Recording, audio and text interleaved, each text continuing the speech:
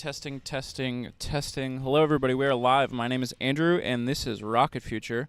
We're down here, of course, as usual, down here at Starbase, which is down at Boca Chica, Texas, where SpaceX is building and testing the world's largest, most powerful rocket ever, called Starship. Now, of course, we're just looking at the orbital launch mount and the infrastructure on the launch pad at the moment. But SpaceX just had their first ever full stack Starship launch down here just under a month ago. Coming up on the 20th of May will be the 1 month anniversary of the Starship launch, which is really dang cool that that's coming up soon. So we get some live in views of the OLM. It looks like they're doing a lot of work up there tonight. And we got another camera with a little bit of a wider angle that we were using. It looked like they had some lifts going up on the tower and stuff. And there actually looks like there's a crane lifting something onto the OLM here in a second. If there is, I'll switch to that camera.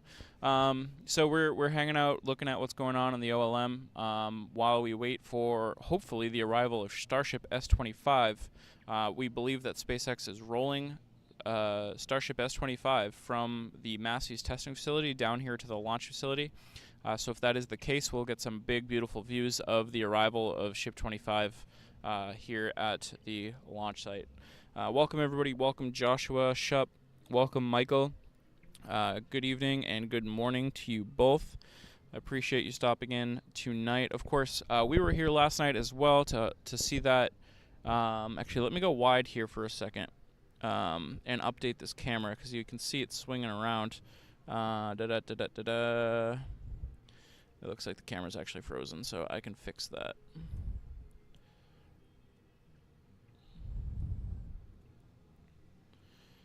Alright, you can see that something is kind of being swung away from the OLM right now. Joshua says S-25 is moving. That is a great sign. In just a little while, I'll bring up a map and show you where S-25 is rolling from. And it will take it quite a long time to get down here, probably close to 2 hours, I would imagine. It's 11:05 at the moment. Their window to start moving that onto the highway was 11. So good to hear that S-25 is rolling. I will be bringing you updates along the way here. Let me get my second camera plugged in. So give me a moment.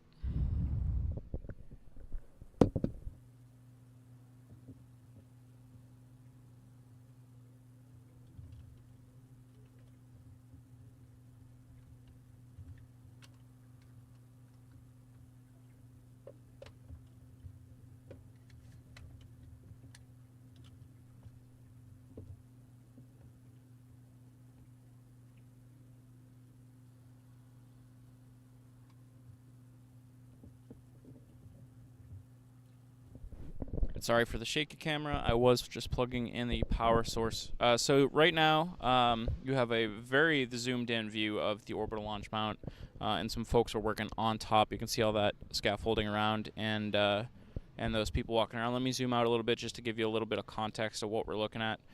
So of course, the right-hand side, you see that big launch tower and the two chopsticks coming out. I know it's pretty dark. Just because we're kind of we're set for exposure where these bright lights are. But this is the top of the orbital launch mount. Lots of folks working up there today. So we're going to keep an eye on the work that they're doing here until Starship S-25 gets close.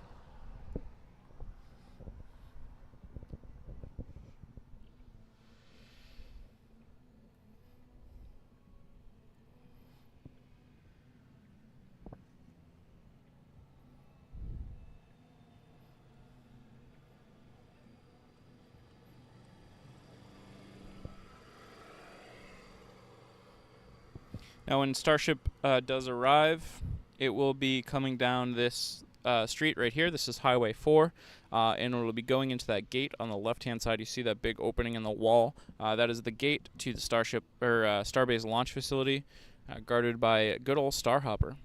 So it's 11:08 now, and I would assume that we do expect to see Starship S-25 start rolling this way.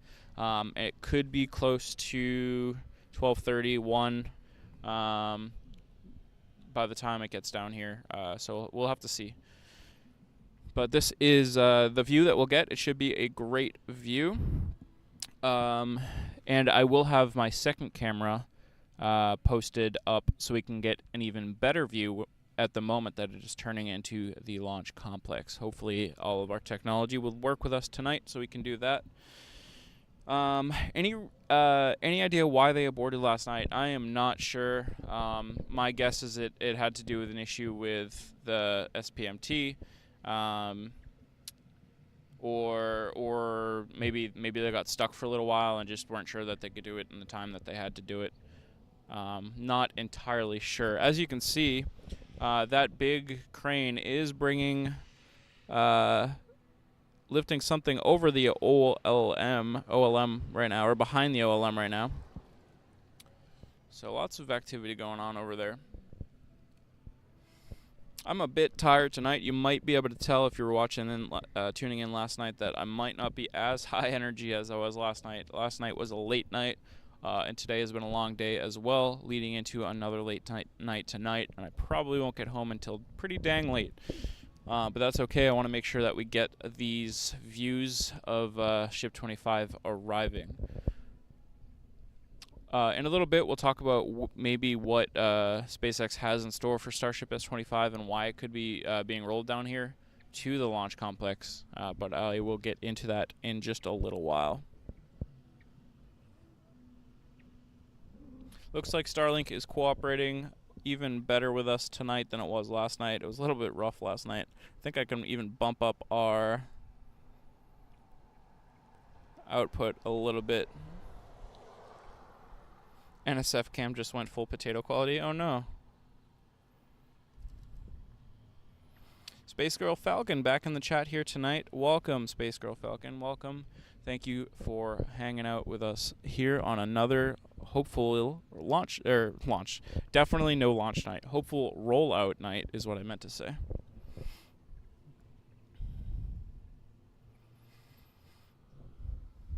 So yeah, we'll see S-25 when it makes this final turn in here. Now, similarly to last night, I think our bet is still pretty dang good that the ship will try to make it down here tonight. There is always the slight possibility that it only makes it to the build site tonight, and that would be a bit unfortunate. We probably wouldn't know until it was too late, and we would probably miss that portion of the rollout completely. But we're just going to hope that we set our bets correctly here. The ship attachment is on the crane that is down here at the launch facility. And they have, actually, hold on, there's one other thing I want to check on that should give us a really good indication of the ship arriving here tonight. So give me just a second to go check on that.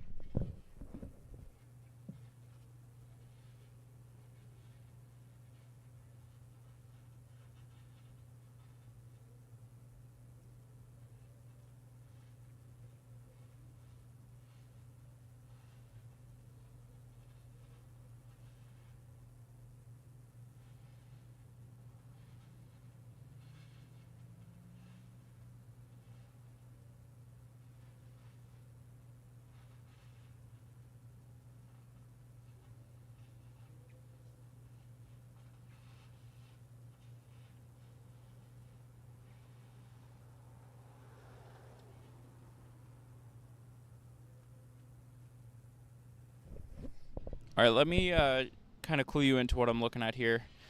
So, again, this is a view of Highway 4. This was the road that Starship S-25 would be rolling down towards the launch complex. And, all right, let's look at that gate again. So that wide area, that gap in that wall there, the gate, the arrival area of the launch facility. Now, the SPMTs are the self-propelled modular transporters. The actual vehicles that drive the ship down here are pretty good at turning. However, they like to give them some buffer room. So generally speaking, you see all these trucks parked on the right-hand side of the road. Generally speaking, all of the trucks that are directly across from that gate will be moved out of the way prior to something arriving on an SPMT here at the launch complex. Now, there are still a few trucks in that area. However, it does look like a few of them have cleared out. So I wouldn't say that is 100% evidence yet, but it looks pretty good that they're prepping for a arrival at the launch complex tonight. So that should be good.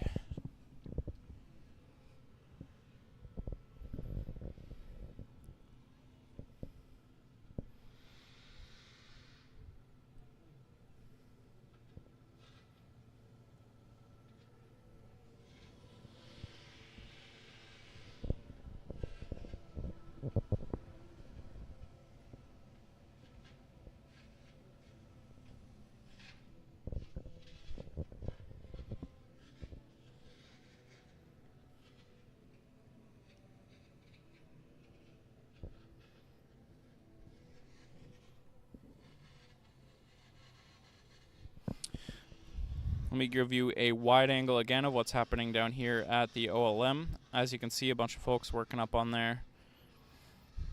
And we do see some of this equipment swing back and forth in and out of the range of the launch mount. I'm going to take a minute to tweet out that we are live, so give me a few moments to do that.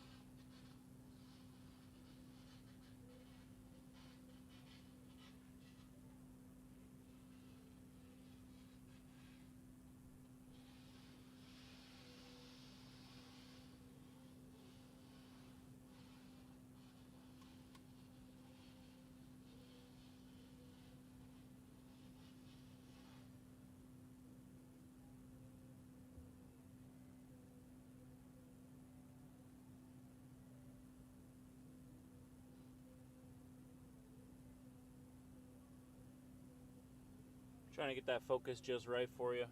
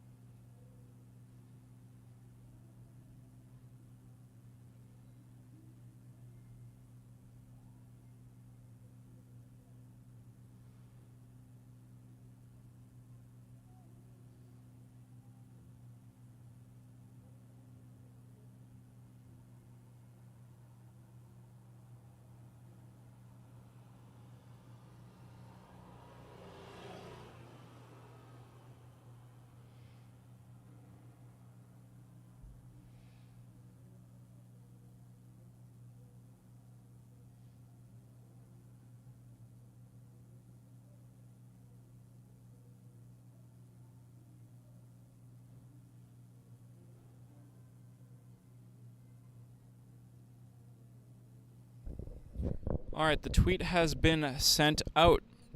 Who do we have hanging out here? We have Slot. Welcome. Good morning to Slot. Anybody that is currently morning. Space Girl Falcon says the view is so detailed. Great job. Is the ship still moving? I will check on that here shortly to see if the ship is still moving. Joshua does say it looks like it is. Let's take another look at our wide angle here.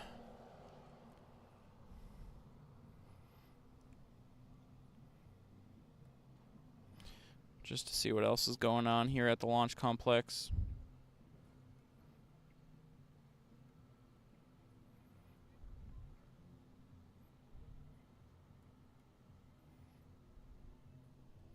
Welcome, Joe Love. Thank you for hanging out.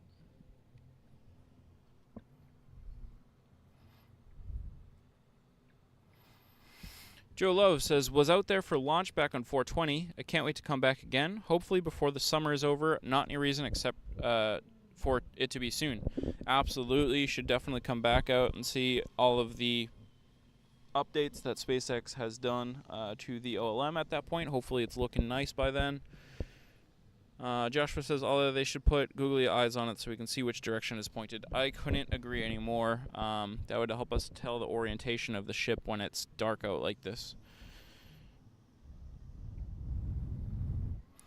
Back zoomed into the OLM. Still a lot of work going on up there. For anybody just joining us, we're hanging out here with live views of the launch complex at SpaceX's Starbase facility. And we will be transitioning over to live views of Starship S-25, which is the upper stage of a Starship rocket, as it gets rolled out down this highway to the launch complex here. That's what we're hoping to see tonight. It'll be a little bit before we get to that point, but that is the goal of tonight's stream, to see that rollout. It's a pretty warm night down here tonight, but not too bad. Bugs are kind of staying away, so that is a positive as well. Otherwise, it's really clear out. Like, I can see the island. You know, this is top 5% visibility nights. Being able to see the island from here. And if you're just joining in, don't forget to all the stuff. Don't forget to like, subscribe, comment, all that stuff, especially at the beginning of the stream. Really helps this stream get pushed out to more and more folks. Again, we're trying to help people find maybe a passion for spaceflight that they haven't learned about yet. So a lot of interaction with the live streams at the beginning help these streams go a lot further. So thank you so much for helping us out. It's a great way to support the channel. Big shout out to any of our moderators and members as well. I'm not sure if we have any here in chat right now, but if anybody is lurking that is a member, thank you so much.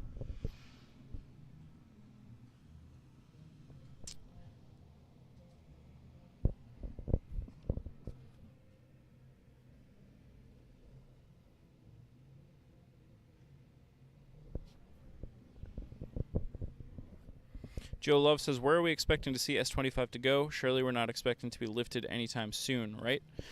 Right. So, Joe, I personally am expecting it to come to the suborbital side of the launch facility, which I may be able to show you. Give me a second.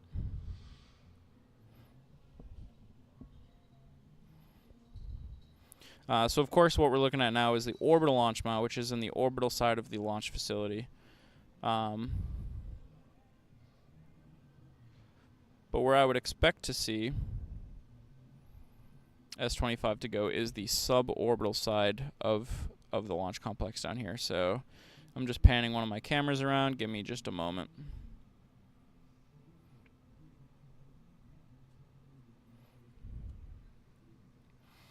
Okay, so again, this is the entrance of the launch facility.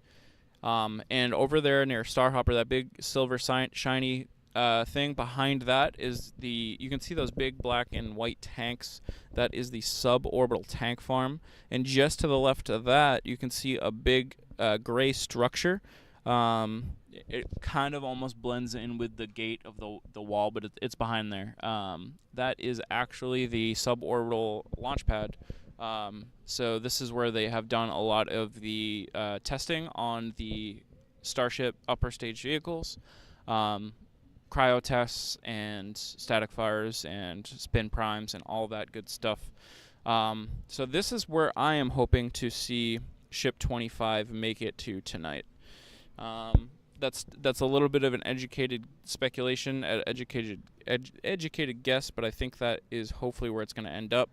If we take a little bit of a pan to the left here, we can see this big crane, and you can see that yellow attachment hanging off from that big crane. Big forklift driving by. That is the those green lights at the top, by the way, are just lens flare from that vehicle that just drove by. That yellow attachment on the bottom of the crane hook is the ship lifting mechanism. The squid leg, we call it. It's a bunch of arms that hook up to the hooks on the ship. Oh man, too zoomed potentially. Let's see if we can get there. So the fact that they have this attachment hooked up is a pretty good indication that we should see Ship 25 end up down here.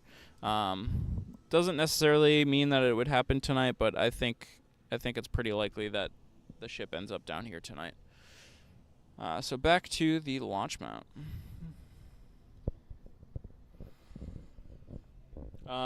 So why we can talk a little bit of why Ship 25 could be on its way down here.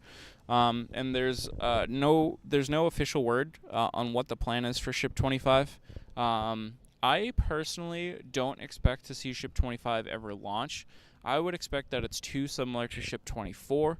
That they, though, I mean, the theory there is that they launched 24, and they could use that data and not have to launch a ship that's very similar. But as we do know, the Starship flight did not get far enough into its flight to actually test out Ship 24's engines and a lot of its systems.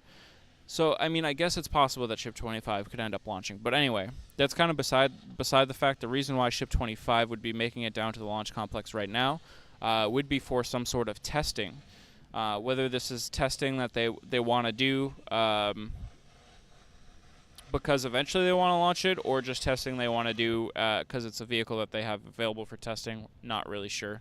But yeah, we could see anything like cryo tests, pressure tests. I feel like we would have probably seen a cryo test again at Massey's. So I have a feeling that they're trying to do something a little bit different.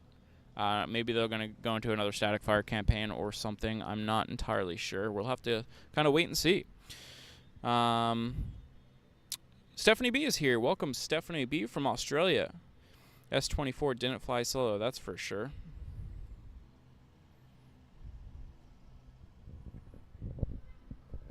S24 didn't fly solo. Joshua says, looks like S25 stopped. Let's hope it keeps going. Stephanie B says S26 has had a lot of work done on it recently. Yeah, I would not be surprised if S26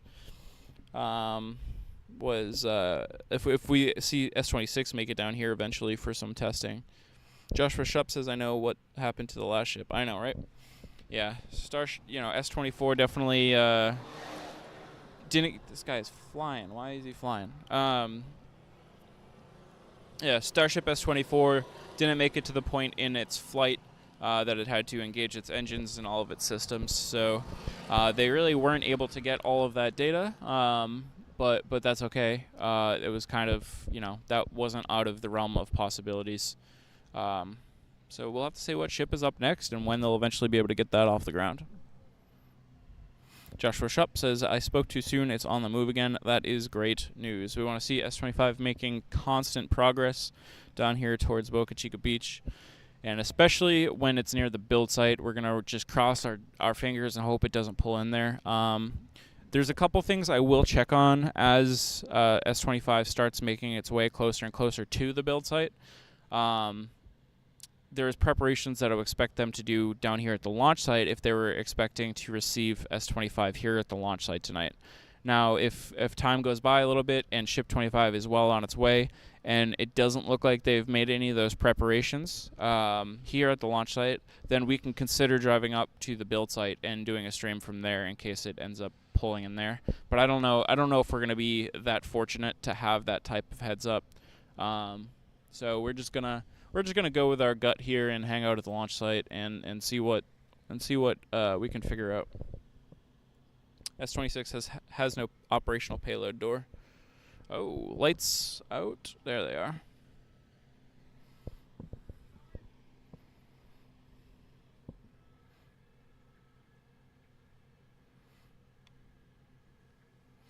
Are there any cones on the road there? Yeah, there's a lot of cones, which again is a great indication that, you know, when you see road. You know what? Let me pan over to show you. When you see cones lining the road here, generally speaking, that is a good indication that you should see a rollout.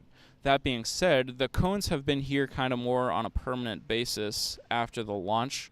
They were kind of blocking off this area from parking for a long time. I'm not sure whether or not they've removed those cones for any extended period of time prior to tonight. But yeah, there's plenty of oh geez, I'm losing control of my camera here. Kind of hard to see with this angle that the trucks are kind of blocking it. But yeah, there's plenty of those cones out, and they seem to have cleared some of the vehicles out across from the gate to the launch facility. So basically, what I want to see is them remove the rest of those vehicles from the right side of the road, right directly across from that gate, and that would be basically confirmation for sure that we're going to see this rollout. Space Girl Falcon honestly thought it would be S-28, but SpaceX does what SpaceX wants to do. That is very, very true. We've learned that time and time again.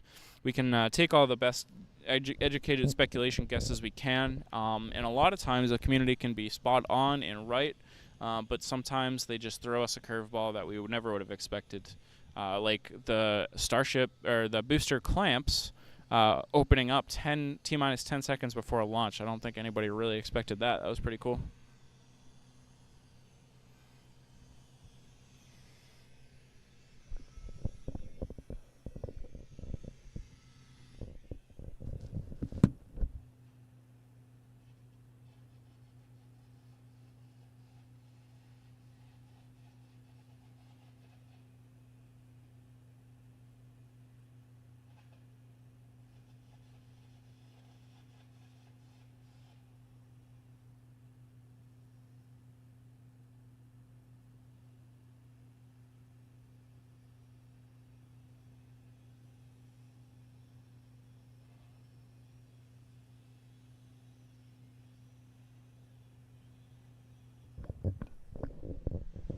I'm not sure if y'all are in the chat, but if you are, huge shout out to Graphite Check, huge shout out to Reagan Beck, and a huge shout out to Astro Rody for retweeting our live link here on Twitter today. So thank you so much for anybody who has retweeted our our tweet about our live stream here tonight. Thank you so much.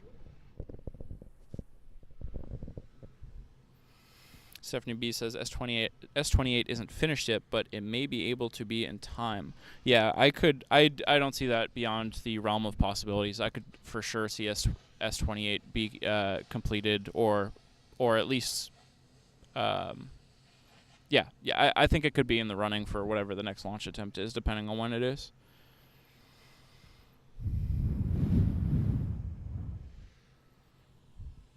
I would think S-28 would need cryo and static tests. I believe it would, absolutely. Here's a question for everybody. I would like to know everybody's opinions here that's active in chat here tonight.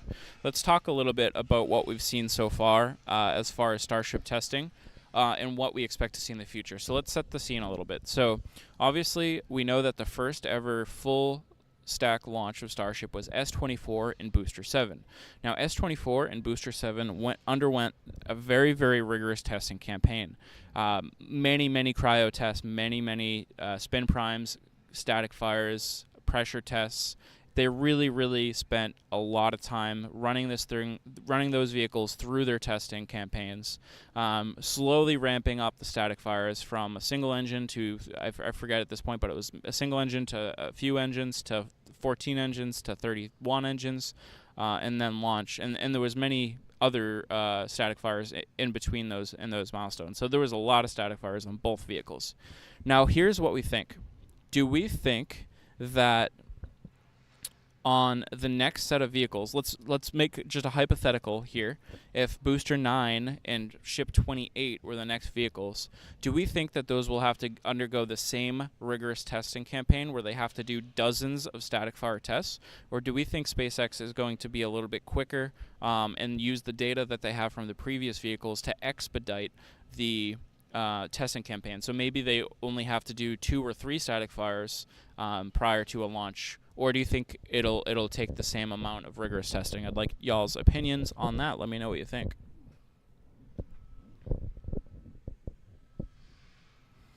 Stephanie B, let me zoom out a little bit for some context here. It's going to be real dark. Yeah, it's going to be very dark zoomed out. But what you see on the right-hand side is the launch tower, and we're zooming in on the top of the orbital launch mount right here.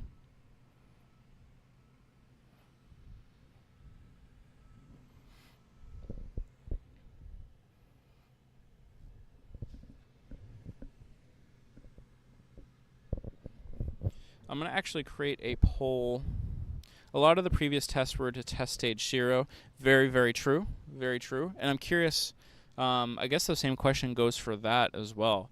Will they have to do those same tests to kind of recertify stage 0, or maybe they'll only have to do a couple more tests with stage 0 after it's back in shape?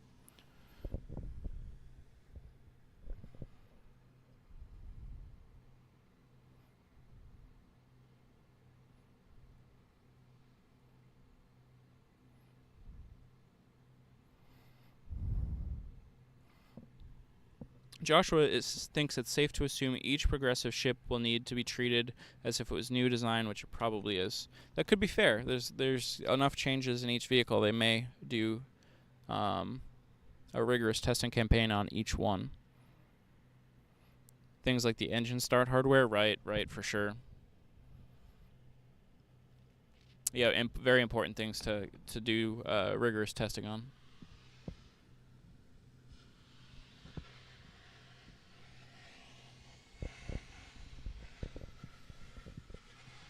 Oh, we got some grinding on the right-hand side now. Let me expand your view a little bit.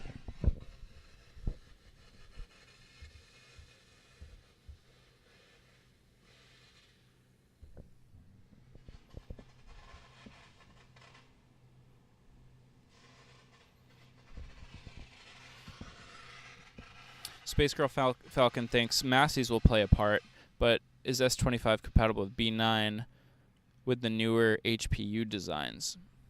I think I heard that everything was compatible with each other moving forward.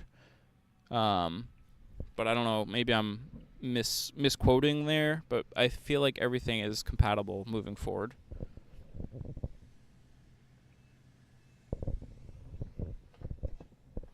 Yeah, HPUs are being replaced with electronic thrust vector control, which I am very excited for. I really do think that the next time we see one of these things launch, we're going to see a much more successful launch that makes it a lot further.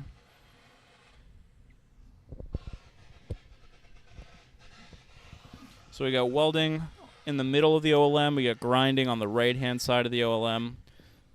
Really active up there tonight.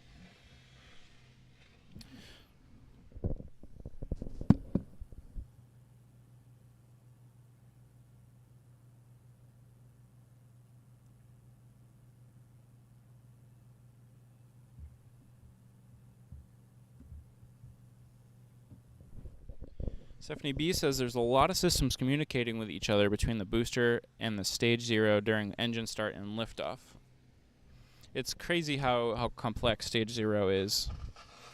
You know, obviously the name stage 0, for anybody who may not be super, who may not have been following rocket rockets for a while. Let's actually take this one step back. So let's look at a rocket. Let's Starship, for example. Starship is two-stage rocket, meaning it has two major parts of the rocket. Starship's first stage is super heavy. Starship's second stage is just called Starship. Falcon 9 is a two-stage rocket. And basically you can break the rocket up into its major sections. Each one of those major sections are a stage, like Saturn V was a three-stage rocket. And generally speaking, you have your stage one. So a lot of rockets are single stage, or suborbital rockets are single stage. You got your second stage, and then you have just the launch pad underneath. And that's the same thing we have here, except the launch pad is affectionately known as stage 0, because it's basically just as complex, if not more complex, than the rest of the rocket stack. And it has to be rapidly reusable, just as much as the rocket does itself. So it's kind of cool that we've named the OLM here stage 0.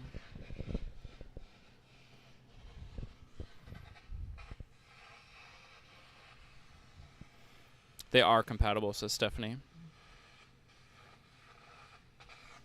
Yeah, I saw a lot of people saying that about the HPUs on Booster 7. Okay, let's talk a little bit about the rollout here tonight. So Starship S-25 has been at the Massey's facility, which is like 6 miles from here as the crow flies. So let's bring you a view here for a second.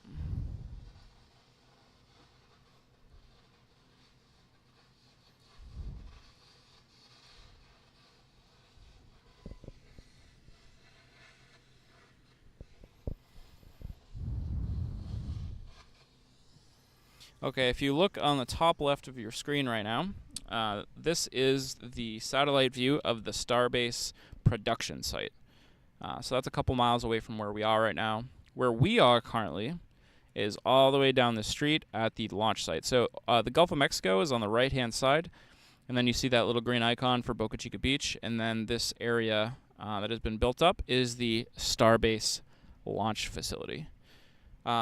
So Ship 25, we hope to arrive down here at the launch facility tonight, but it's coming from what is called the Massey's testing facility. So again, on the left-hand side now we're seeing the Starbase production site, but it's even further than that. It's all the way... It's always kind of hard to pinpoint over here. Where is it? I definitely missed it at this point, right?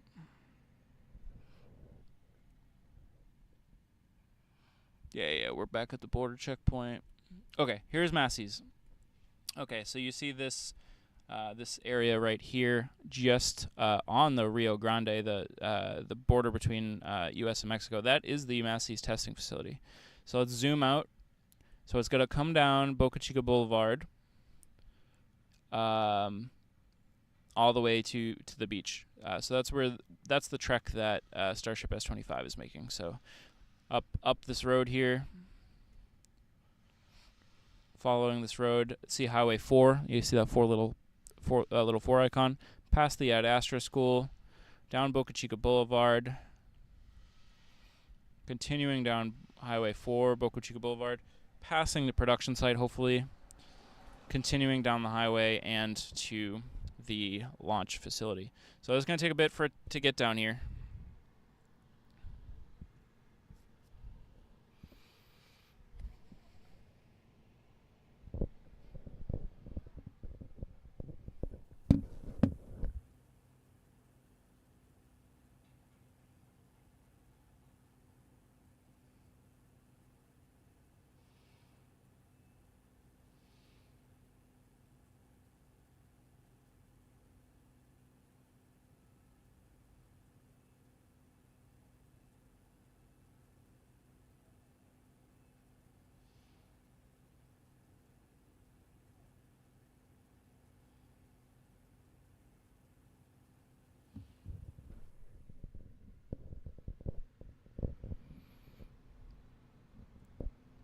Stephanie thinks that B10 or B11 might be a new iteration, so not sure of the compatibility.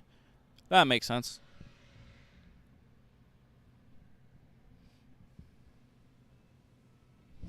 So the good news is S25 is continuing to move.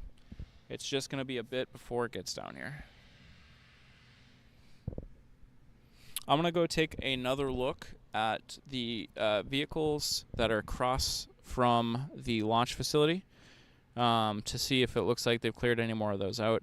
I'm actually going to, let me switch away from this camera right now because this SpaceX employee is coming up, and I don't want to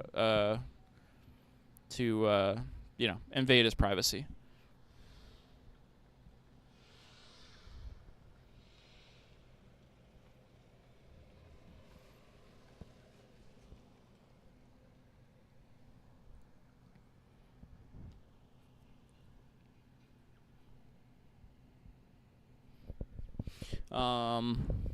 I'll wait till, I think actually now, let's wait till he's out of here, and then I'll switch over to that camera, and then I'll walk over to the facility. I can actually bring the second camera with us. Let's do that. Let's try that. So I don't know if this, you might lose this camera feed, but let's give it a shot. Let's see how this works. Yeah, you won't be able to hear me, but you'll be able to see.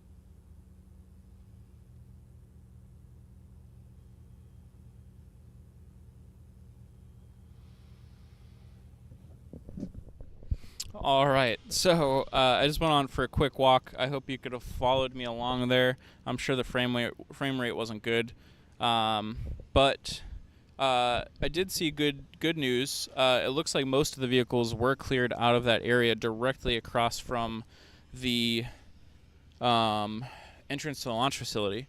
So that is good news and should be a good indication that the ship is arriving here. So that's good. I also looked up towards the path that leads from the gate to the suborbital farm, suborbital pad, and that looks clear as well. Another great indication. Detroit Mission Control is in the house. Welcome, Detroit. Good to see you. Good to see you. Thanks, everybody, for giving a big wave to Detroit. Fear and Loathing in Starbase. I'll have to watch that back to see how that looked. I'll watch that tonight. Could you see anything when I was over there? Welcome, Jason. Welcome, Jason Falcon.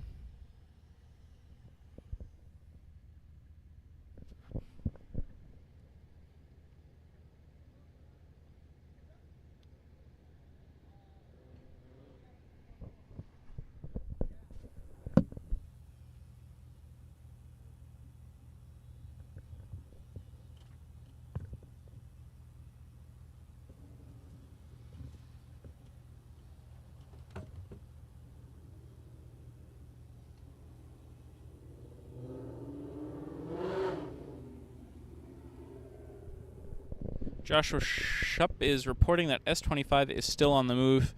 A very, very good sign. So if it's been in a constant move since about 11 or 11:05, I would expect it to be making good progress towards the build site at this point. Josh, what's Fear and Loathing in Starbase? I think it was a reference to the trippy visuals from the camera and a reference to the movie Fear and Loathing in Las Vegas.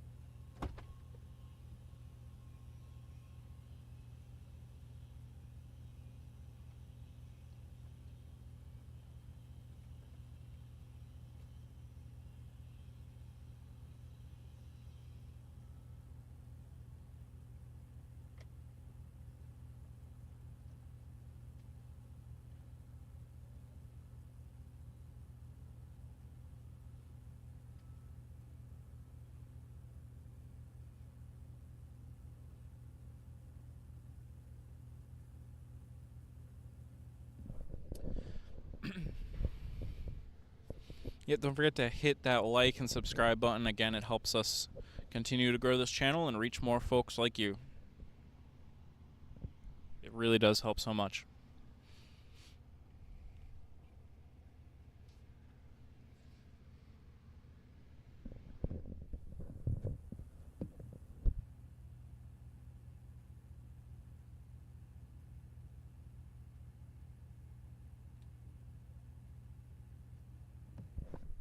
Work seems to be slowing down at the launch pad on the launch mount right now. So whether it's a shift change, a stand-up meeting, I don't quite know, but they may have just completed what they were working on up there.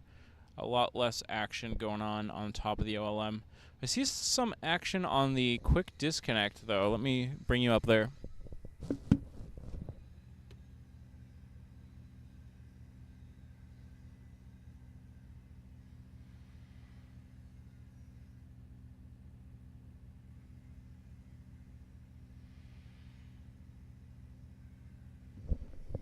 Joshua Shupp asks if I've ever considered or thought about putting a 24-hour camera up at Starbase. Is that even possible? It is possible. I have considered it, but the risk reward. So I'm not saying that I won't ever do it. I always am thinking about it, but the risk. I don't even want to say risk reward, but the cost benefit value isn't great. You can see some folks working up on the quick disconnect arm. So right now there's already a few channels that have 24-hour cameras up, and it would be great that if I could have a camera up as well, and then I could use my footage and then do some of these broadcasts from home. But then I'd just kind of be like, I would just be the rest of the channels. I would have to spend a lot of money to get the same quality of 24-hour cameras up that these other channels have. And I would just be doing the same things that they are, and they're doing a great job at what they're doing. So it's a lot of money that would need to go into it. It's a lot of mental energy knowing that I have equipment down here and having to come down here and maintain that equipment all the time, and the batteries and this and that. It's just a lot. I have considered it, and I will continue to consider it in the future. But right now, it's cost is a big factor. But as our channel continues to grow, and we continue to grow our community, and we see some folks that are wanting to help support the channel, that's the type of stuff that our money will go into. But again, it's a lot of work, and it's already being done. So I don't know is the answer. I don't know if I'll ever have a 24-hour camera out here. Detroit says, I went grocery shopping today for ingredients to make homemade orange beef. I'll post the results on my Twitter feed. That sounds amazing. I'll definitely take a look. And Detroit agrees that maybe spending money on a 24-hour cam isn't the best bet. Does YouTube monetize for a 24-hour stream? Yeah, you can make ad revenue on a 24-hour stream. So it depends. It depends how many people would be watching it. And like I said, there's other channels doing it as well. So how many? My question is, how many people would really tune in to mine? You gotta have quite a lot of viewers to start pulling in ad revenue. The only way that I'm really getting anything right now through Rocket Future is through memberships and super chats and super stickers and that type of stuff. So any folks that do have the option to help support the channel in those ways, we are just so grateful for you. So we appreciate those so much, because they are our best way to keep trying to fund what we're doing down here. And right now we're definitely spending more money than I'm bringing in on this. So I'm happy just to see the channel grow, and this is an investment. And I'm going to keep going at it, and we'll see what happens with it in the future. But I'm having a great time with it. I'm not going anywhere anytime soon. I'm hoping the channel continues to grow, and then I can spend more time on this each week. Yeah.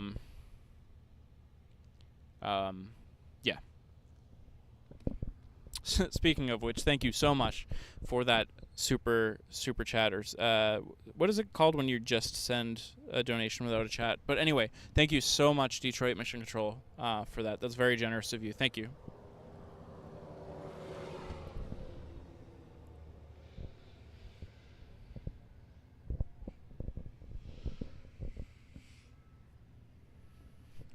I would explain how your donation will help us, but I just did. So thank you so much. That's going right back into the channel.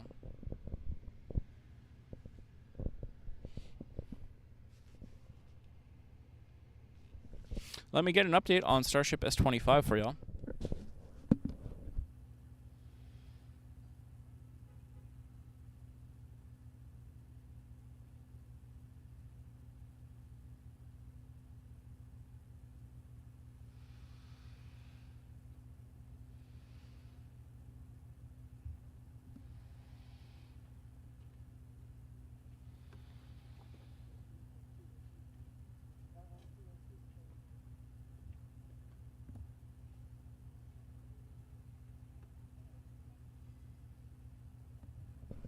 I'm currently taking a look at the NASA NSF feed, and trying to figure out exactly where S25 is, but it's definitely on obviously definitely on Highway 4 and making some really good progress.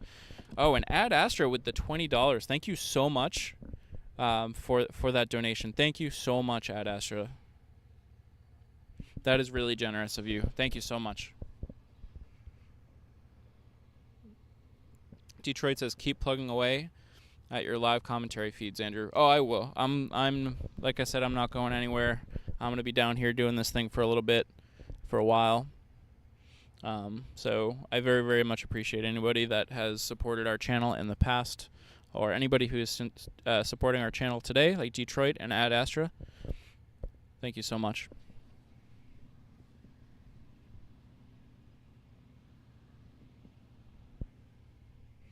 Does RF have a website? We do. It is rocketfuture.org. There's not a ton on it right now. It's basically just a site that will link to all of our social medias. And that's pretty much it right now.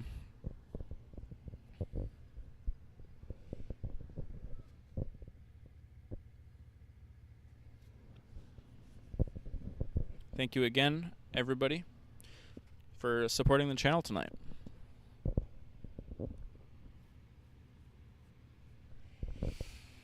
Let's take another look at, I think if anybody was tuning in last night, you saw this already. But for anybody that was not tuning in last night, check this out.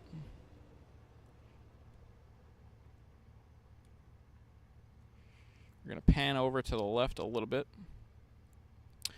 And you see those bright lights coming through that wall.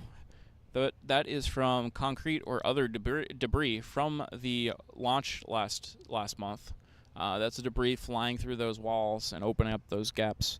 Now those are fairly. I don't want to call them fairly thin, but these aren't big cement walls. These are little metal storage containers. So still very impressive that debris was able to rip through those. So I'm curious to see if they're going to patch those up or what. I'm sure they will.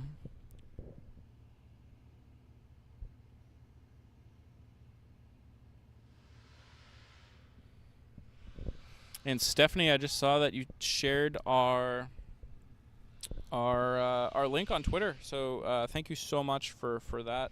I very much appreciate you. That is another absolutely fantastic way of helping out our channel. So thank you so much, not only for moderating, but for also sharing that out on Twitter. Thank you so much, Stephanie.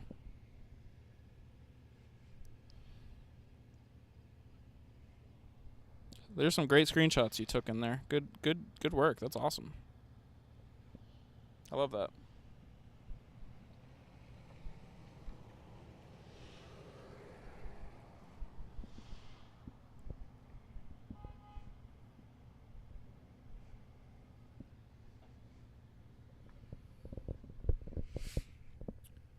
Oh, good reminder, Space Girl Falcon.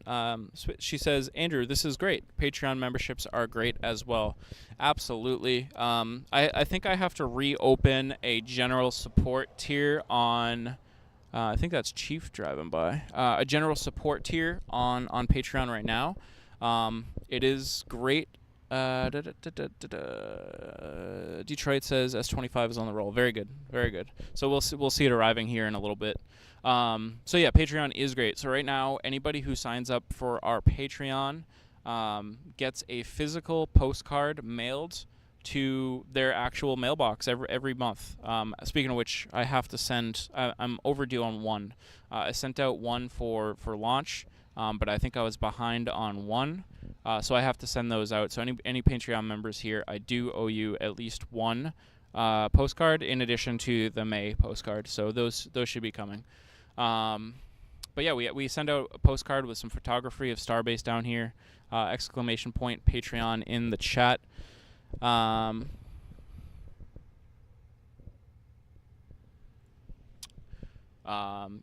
the back of the postcards have some cool stories about what's happening down here at Starbase. Now, our Patreon is another great way to support, but it's barely. To be honest with you, it's barely anything that ends up making it into our pocket. On that, that's kind of more just of an offering that I want to provide for the community. But if folks want to help support on Patreon as well, I will make a general support tier. But those postcards are mostly just for helping build this community, and I want to share these things over the stream to you. But also, if I can send you a little bit of photography in the mail as well, I think that's pretty cool.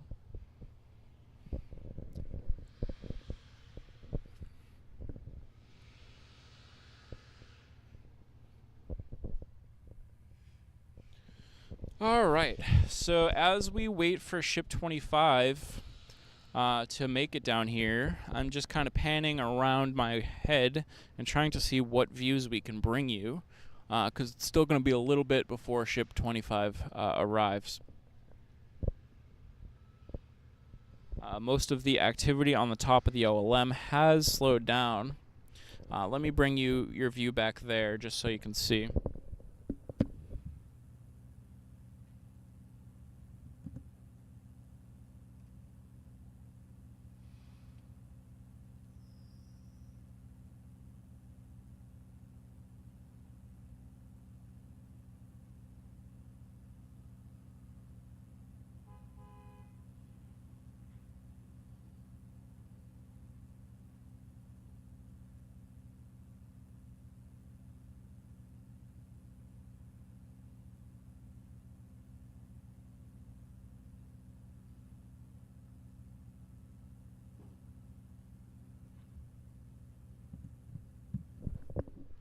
Going back to that OLM view, as you can see, not a lot of folks on top right now.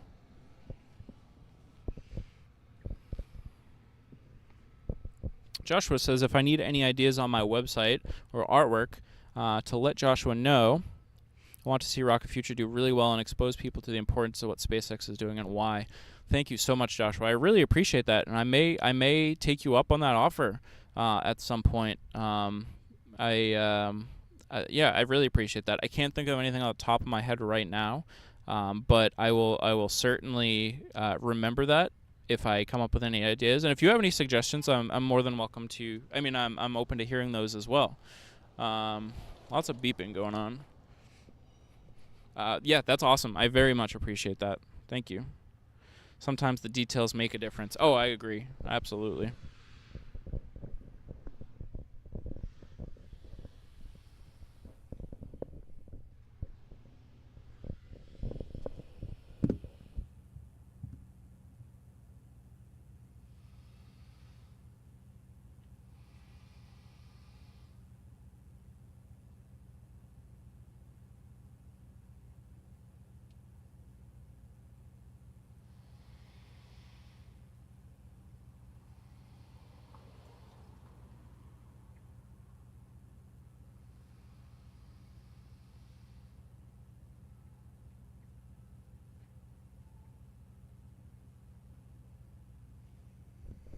Very curious how long it's going to take for the ship to make it down here.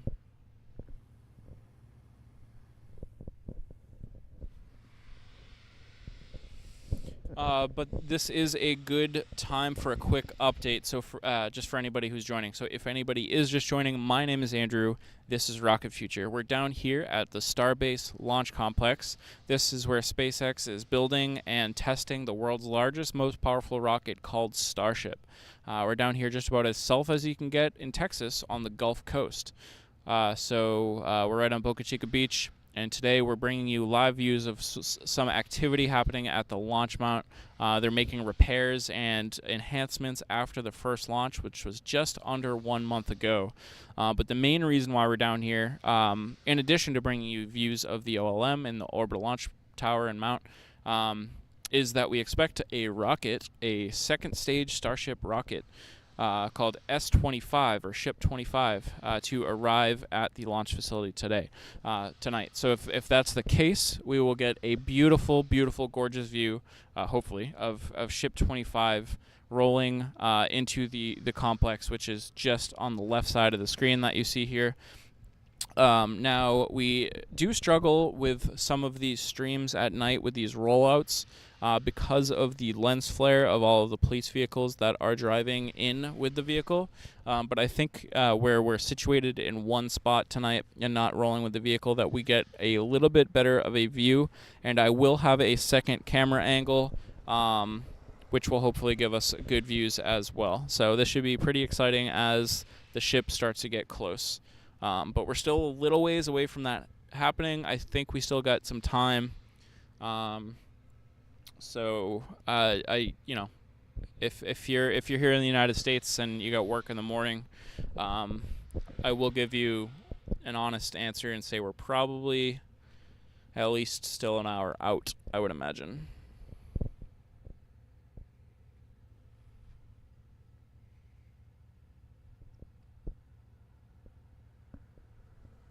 Joshua has tons of suggestions. Should I contact you on Twitter? Yeah, sure.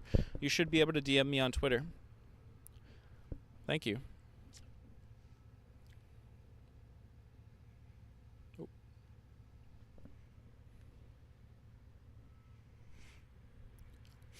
Had a slight hiccup there with Starlink, but I think we're back. Detroit says I should do a video of me walking around town asking people what they think of SpaceX and Starbase. I could do something like that. I will definitely consider that. That's content that nobody else is doing, the local vibe. Yeah, so I tried to do a little bit of that during the... I've done 2 episodes of what's called Hops and Launches, where I go to a local bar and I do a little bit of a presentation on SpaceX and what they're doing here, and some locals can come in and ask questions and stuff. It turned out that most of those folks were SpaceX fans, so I should do something a little bit different. I'm going to switch cameras here because we do have a lift coming up on the right side of the tower. Let me adjust.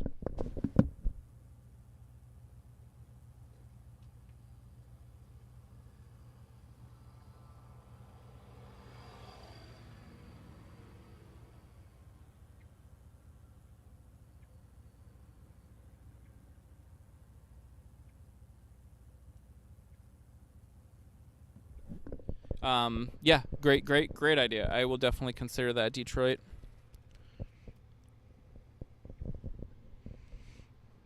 Not sure if I have time for that. Yeah, it would be time is hard down here, but I could potentially make time for it. An hour out sounds fair. Will says hi. Welcome, Will. How's it going?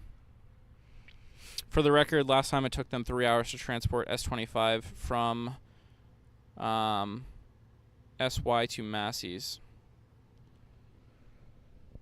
So if it started rolling at 11, yeah, it's an hour and 13 minutes later at this point. Yeah, it definitely could. It could be a while. Thank you for that context.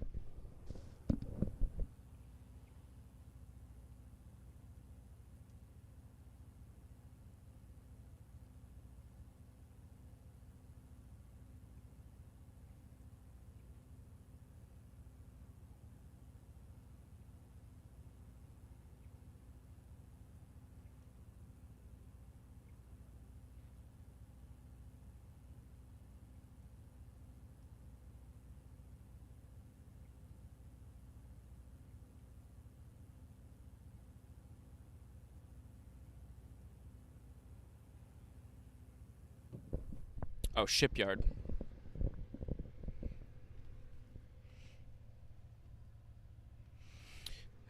Will says, how many mosquitoes? Actually, tonight is not too bad. Lately, the horseflies have been worse down here, but not too many of either tonight. Although I am wearing bug spray, so I'm not sure how much that is helping. But actually, I'm not getting attacked here tonight so far, which is great.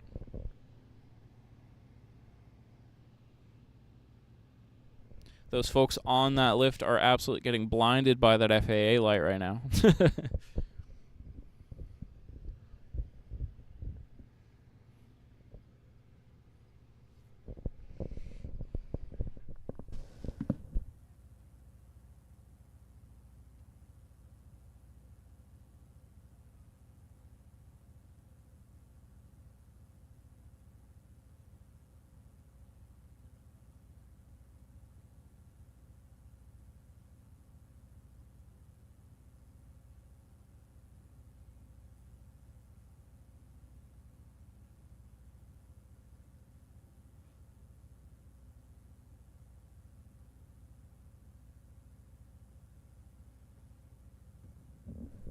All right, let's see what these folks are doing up here.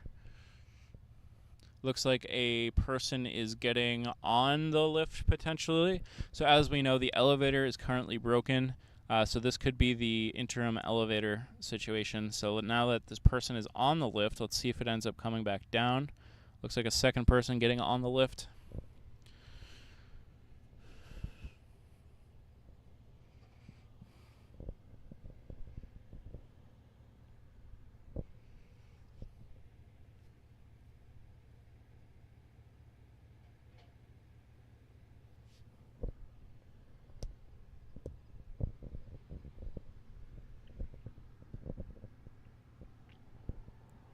Stephanie B says the elevator has been completely removed from the inside of the tower, including the vertical rails. Oh, wow.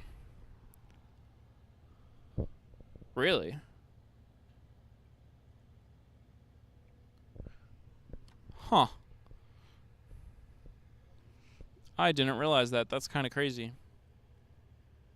So, you know, we saw that well, it looked like. Hold on one second.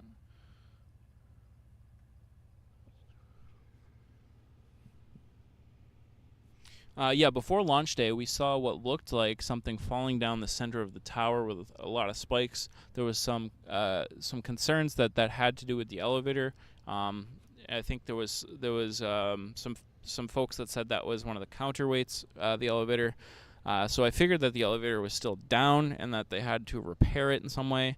But I didn't realize that they removed the vertical rails, which seems to me like an indication that are they not reinstalling it? Do they not need that? It's very interesting. What happened to the lift? It's still there. You can barely see it just attached to the outside of the tower there. Unless you mean the elevator.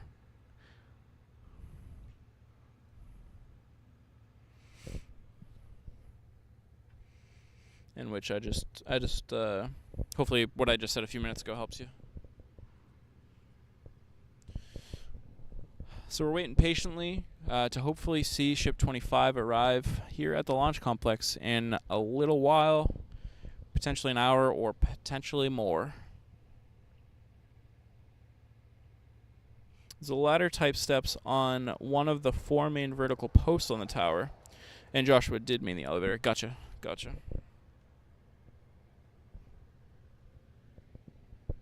All right, lift is coming back down, so this is definitely being used kind of as their elevator. Although I do see those 2 white lines on the right-hand side. Is that just the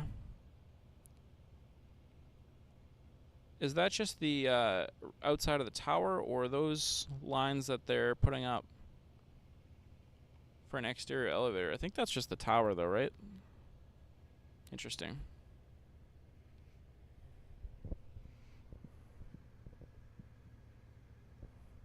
Speculations include new lifts company. That could be. I could see that happening. Makes sense. Making sure I'm bringing you a live view of Highway 4 here.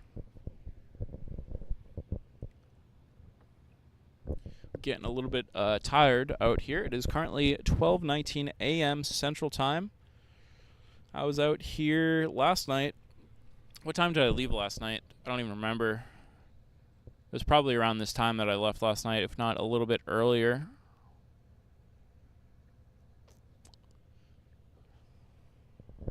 So tomorrow will be another sleepy day at work.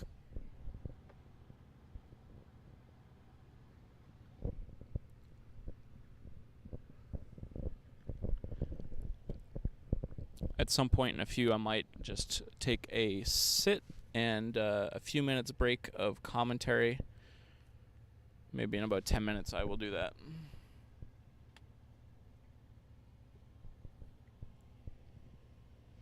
I am actually seeing a couple mosquitoes now. Let's hope they stay away, though.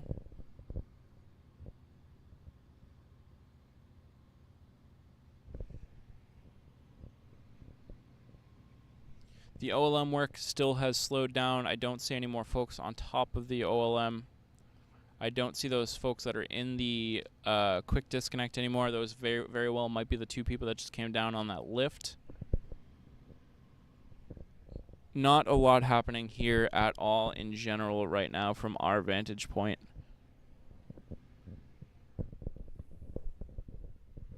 These nice views go well with morning coffee. Oh, I could go for some coffee right now. I should have brought some out. I almost did. I really almost did.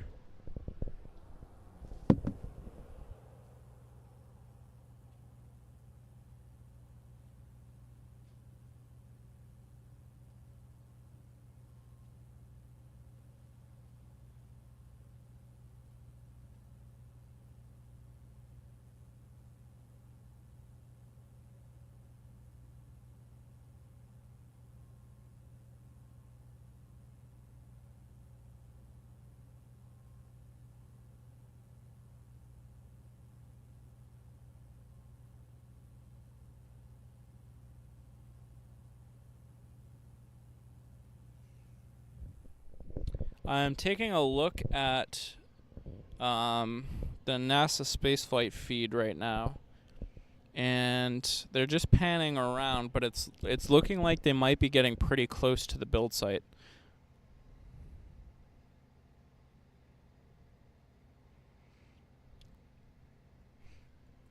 Once it's at the build site, I can give you a fairly good estimate of when the ship will arrive here. At this point, I would still say more than an hour, but maybe not much more than an hour. Balint says, how is the situation with the debris, the concrete debris from the last launch? Pretty manageable at this point. So there was a lot of debris on the road. All of that debris has been removed from the road.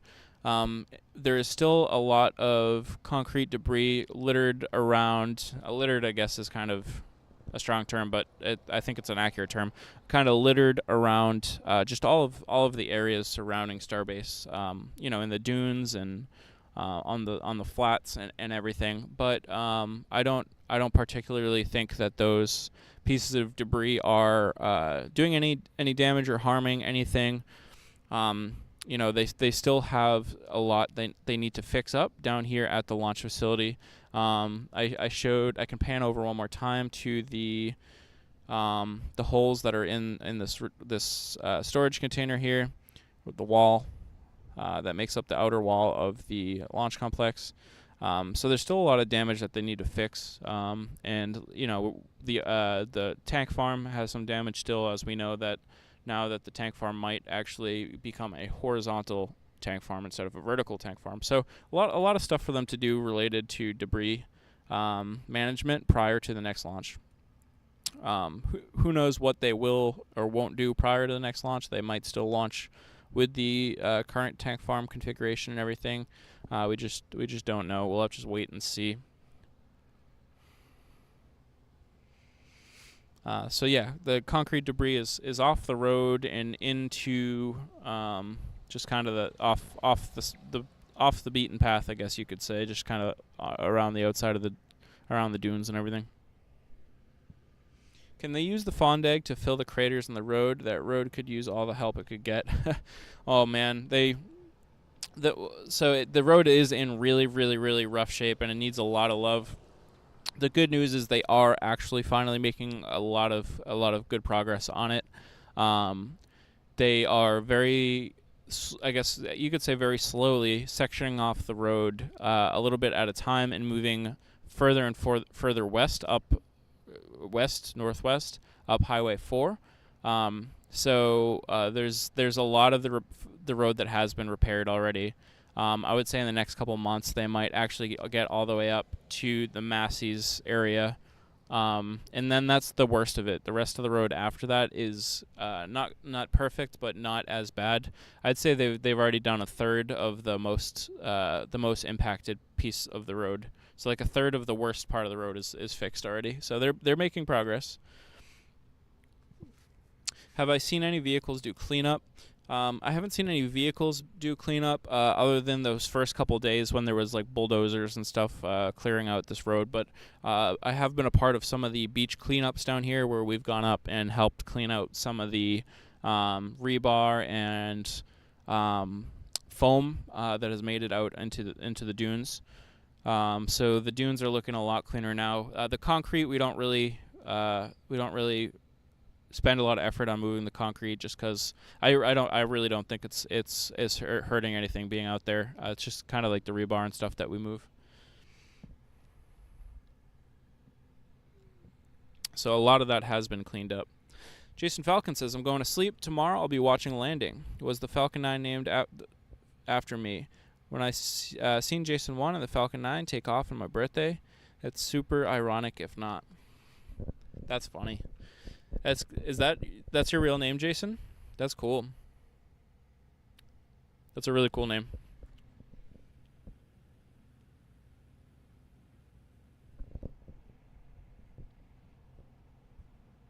Yeah, so give me a moment. I'm going to walk up to the entrance of the facility here and just check on that parking area across to make sure that it's still cleared out. So give me a sec.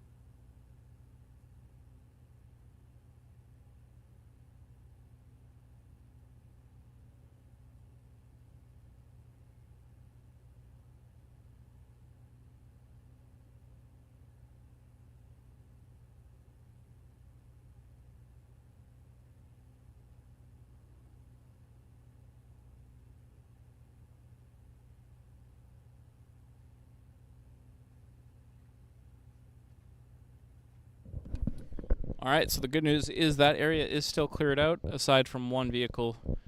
Again, that is kind of a prerequisite for a ship arrival here at the launch site.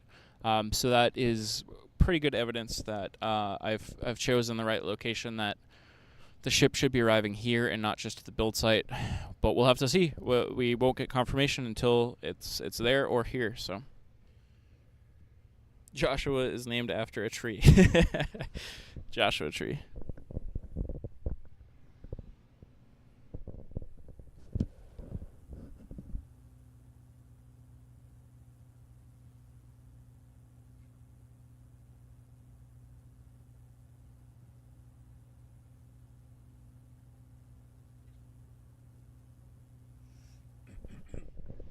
Okay, so here is a update. So ship 20, I'm looking at the NASA space flight feed right now, exclamation point NSF in chat. And it looks like S25 has made a lot of really good progress towards the build site. I want to say, judging from this angle, it's still probably about 20 minutes from the build site, I would guess. So we could be looking at an hour and 20 minutes maybe.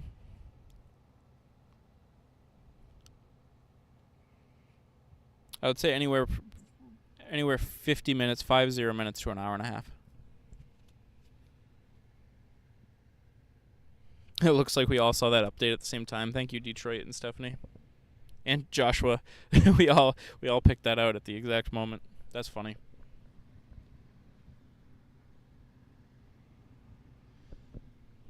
So once it gets towards Flaps, the restaurant that I like to call the Mars Bar, that is when I will start deploying my second camera, and we'll get that going.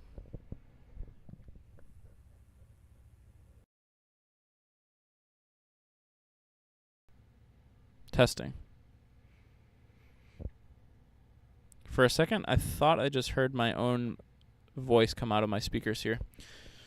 Joe Love says, thanks for the road update. When I was out there in 417 after the first scrub, watching those 100 or so semis full of nitrogen make the trip down the road was hard to watch as I followed. Yeah, it was nuts seeing them all arrive here and tear up the road and everything.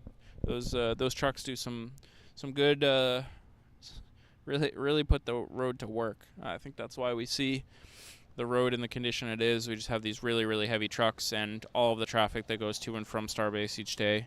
But the good news is the road that was recently redone over a year ago, the road from the launch site to the build site is in pretty good shape. And it has been for a while, and they've been keeping that up really well. So I'm hoping when the road from the build site to Massey's is complete, it will be quote unquote upgraded and last a lot better and a lot longer. So like whatever they did to the road down here near the launch site, if they're doing the same thing, which I'm sure they are, up there, then the road should be in a lot better shape for a lot longer amount of time.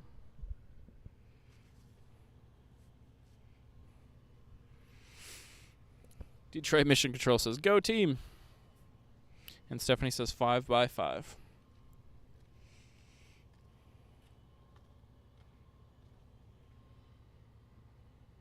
Oh, I'm curious, actually, if I could see... Give me a second. I wonder if I can see it coming from the corner over here. I don't think so, actually. No, I won't be able to see it until it's a lot closer.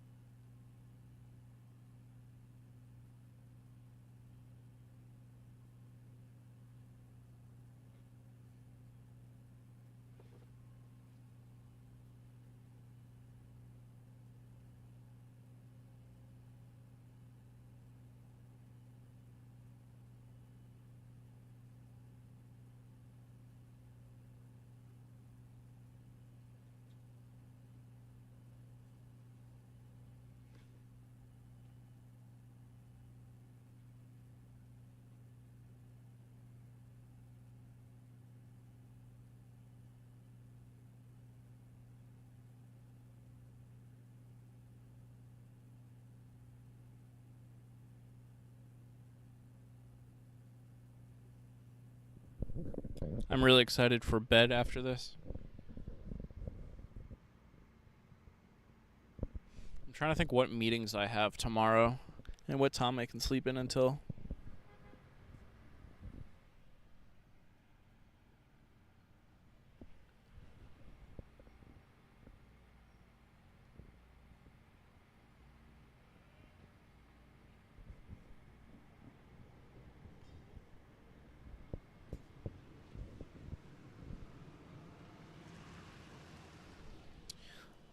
When I walked up towards the launch complex, I did notice there was a lot of folks in their vehicles. I think maybe there could have been a lunch break or something. So I'm curious now if lunch break is over, if we'll start to see folks start working on the OLM and maybe the quick disconnect arm again. So we'll see. We might have some good views of some work here shortly.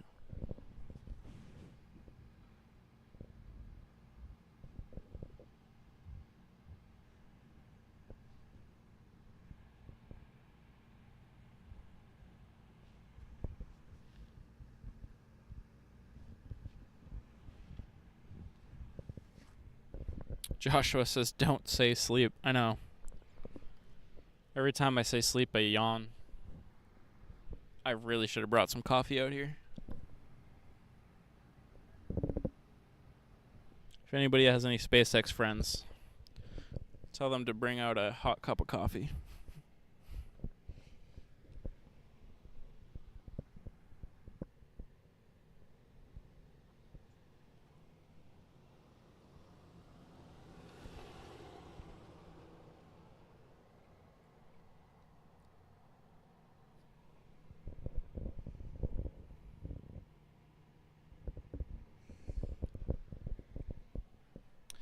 So I'm glad I've been able to bring you the streams tonight and last night. It's been good to get back kind of in the swing of things. And if you joined me last night, I'll just kind of recap. There will be a little bit of a delay on some content again starting this weekend, just because I have some family obligations. But then once I am back from that, after about 2 weeks, then we're going to try to be down here multiple times a week, depending on what kind of activity is happening down here, and getting fully back in the swing of things. I would love to see some more static fires and stuff happen. So we'll have to see what SpaceX has on their agenda.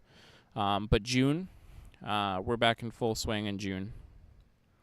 Until then, there is a couple videos I would like to make, and I could be able to publish those in the next 2 weeks or so. So even if we can't do many live streams over the next couple weeks, we still might be able to produce some interesting videos for you and get those up on the channel.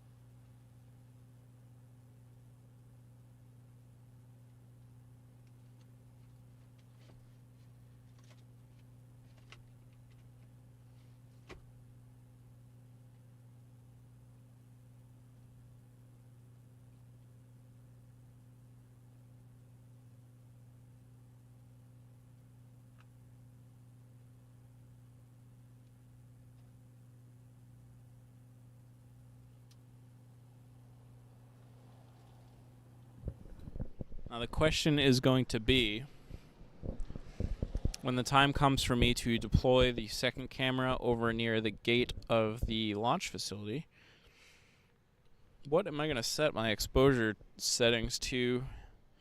They're going to have to be not so, let's see. So there's those lights on the wheels, which are pretty bright, but not ultra bright. And then we'll have to contend with some of the flashing lights from the police vehicles. So it sounds like we want to probably be maybe right around the same exposure I'm at right now on my second camera. And then we want to try to bring the exposure down on the camera that you're viewing now, but it's kind of tricky. It's a PTZ camera, and sometimes it doesn't always listen to the settings that I choose, and it just does its own thing, so we'll see. I kind of miss the days of rollouts during the daytime. It's been a while since we've seen one of those, but of course we get much better footage when we do get those. So it's kind of a shame for me that we don't see those in the day anymore. I don't know if that's a new determination that's just, that's just the way they have to do things now because of the traffic and the construction. Oh, excuse me, but maybe when the construction's over and they've done the whole road between Massey's and the build site and launch site, then maybe they don't have to worry about that construction and can start doing rolls during the early or late daytime hours again. That would be pretty awesome. Joshua says auto exposure. I could do auto, but sometimes I don't trust auto. But it might be the best. It might be the best bet for tonight.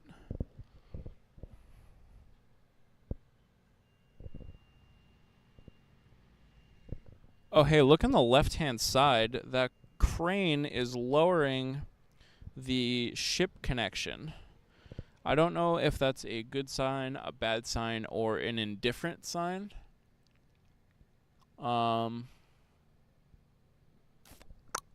I might personally say that I don't love to see that happening. But it could mean nothing. but that's interesting to me. Again, just to kind of give you a little context about what I'm seeing, we have that crane on the left-hand side of the screen. I'm going to pan over a little bit to it. On the end of that crane, there is an attachment that is used to hook up to the hooks on top of a Starship.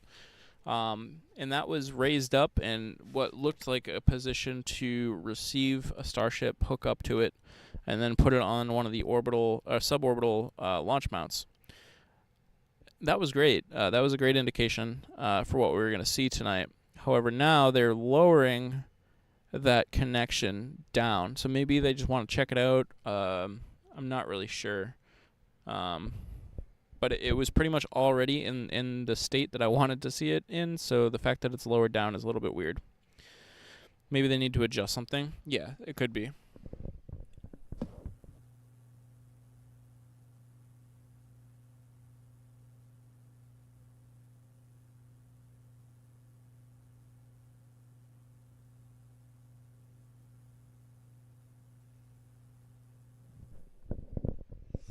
And if we guessed wrong here tonight, if S25 turns into the build site, then we'll just have to deal with that. We'll just have to live with our decision that we've made here tonight.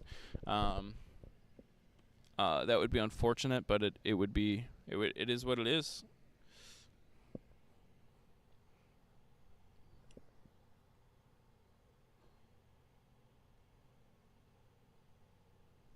John says they need to attach the 6 straps to lift the ship. Yeah, I thought those straps were already attached, but maybe they weren't. Maybe they weren't. We can compare when it goes. Hopefully, it'll go back up. We can compare what it looked like before and what it looked like after. But maybe it just had the connection that allows them to put those straps on, and maybe the straps weren't actually attached. Good call, John. It could be that.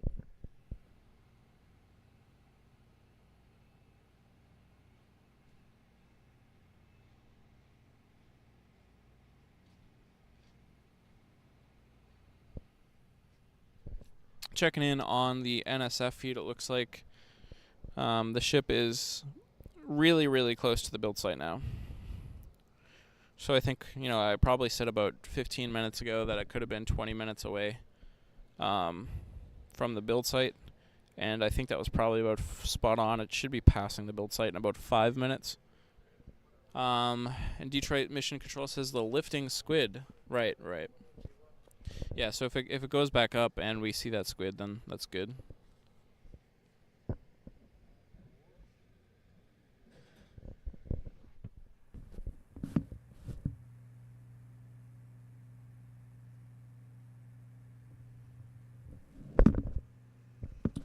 Alright, I'm going to play with, let me bring you some views of the tower for a moment here. Just because I would like to play with some of the settings on the other camera. And I think the tower view is a little bit more interesting than the camera settings view. Although, let me bring you something that's a little bit more interesting than just that. Give me a second.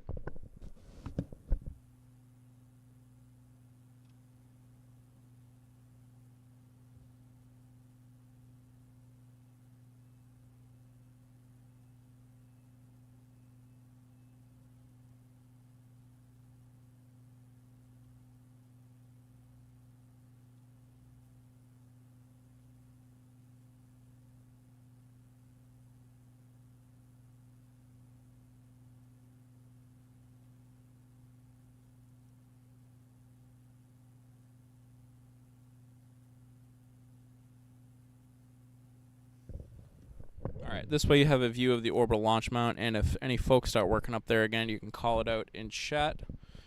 Now, I am personally switching over to my other camera in the back end that you can't see, and now I'm going to see what kind of settings I can adjust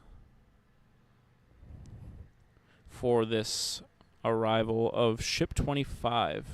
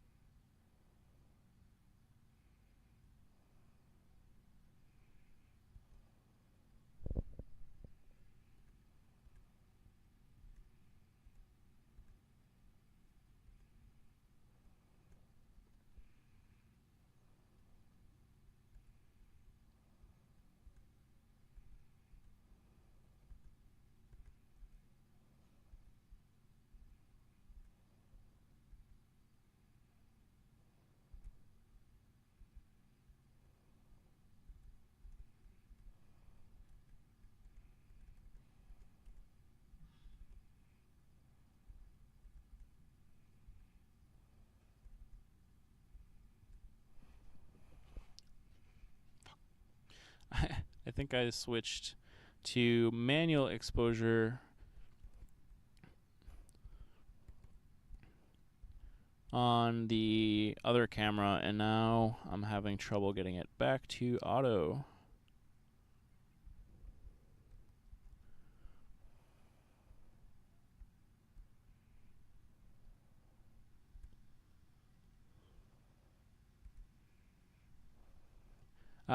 Ship past Sanchez site. Okay, very good. So I think an hour is a good estimate right now. Oh, I see what's happening. I have like invisible menus.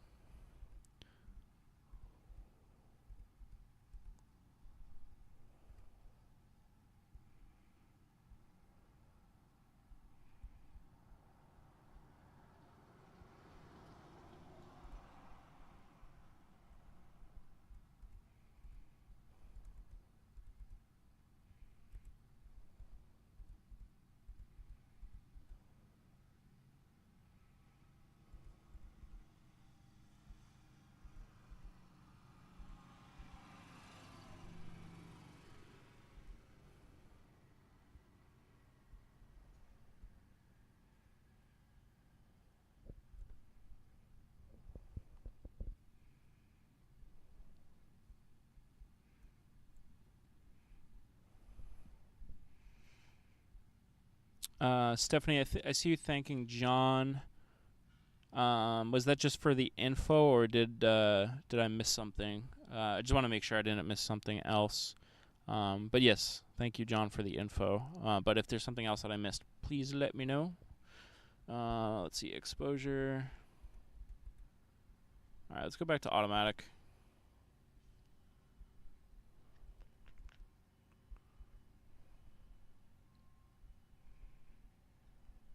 And let me fix the brightness.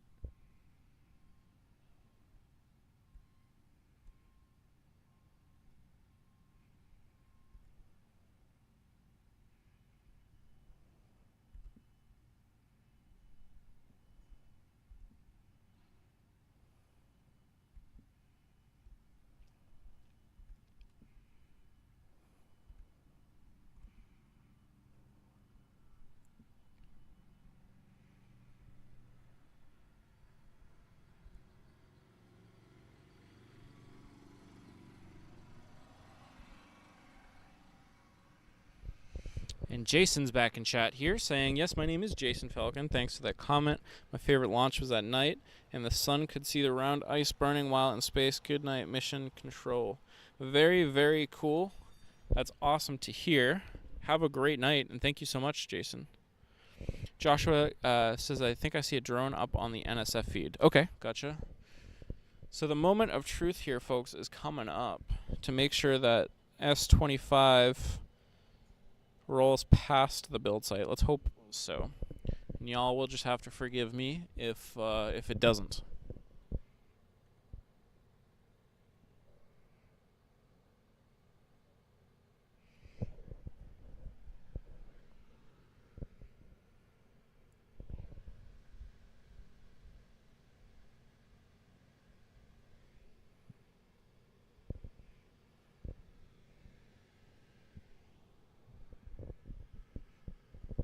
Gotcha.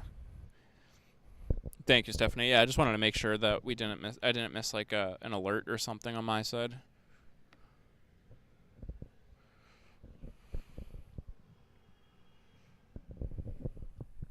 Definitely a drone on the NSF feed. Got it. Cool.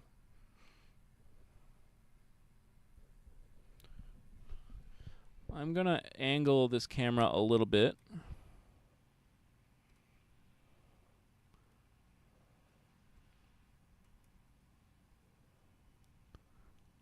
Until it looks flat. Which way? That's the wrong way, right?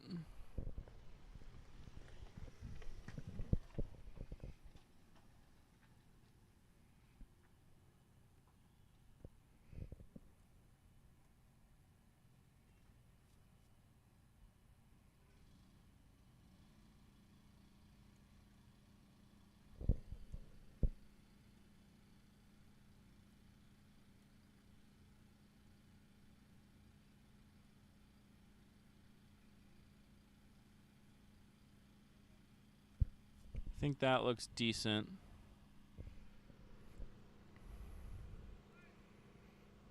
That looks pretty good, right? We have some folks back up on the orbital launch mount.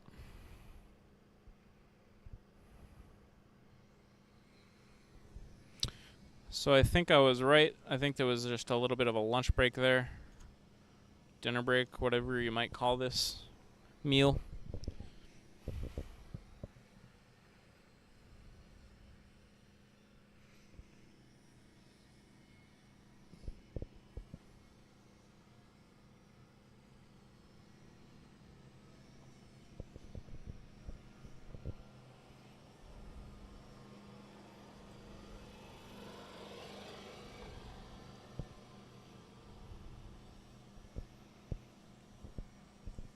Alright folks, I have my eyes on the NSF feed right now, exclamation point NSF in chat, and I am waiting with bated breath to make sure that S25 rolls past the build site and not into the build site. Space Girl Falcon says, looks good to me. Very good, very good. Yeah, I think it looks pretty straight.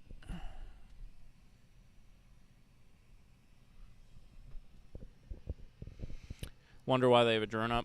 Yeah, I feel like they always have drones up when they're rolling around, just maybe to get some B-roll. I'm sure it always looks cool with a ship passing the build site. But they could use it for information too, to make sure that they are... Oops, this camera is a little bit off kilter. Let me fix that. To make sure that they are...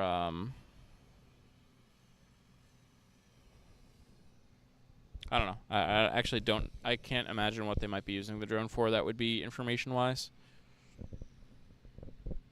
We're about to find out if it goes to the build site. Yep, let's hope not.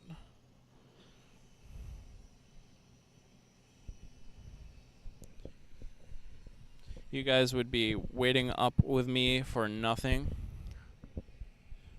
But in the meantime, I've enjoyed our stream here today, so let's hope it all comes to fruition with a rollout. But if it doesn't, thank you for hanging out in the stream here today.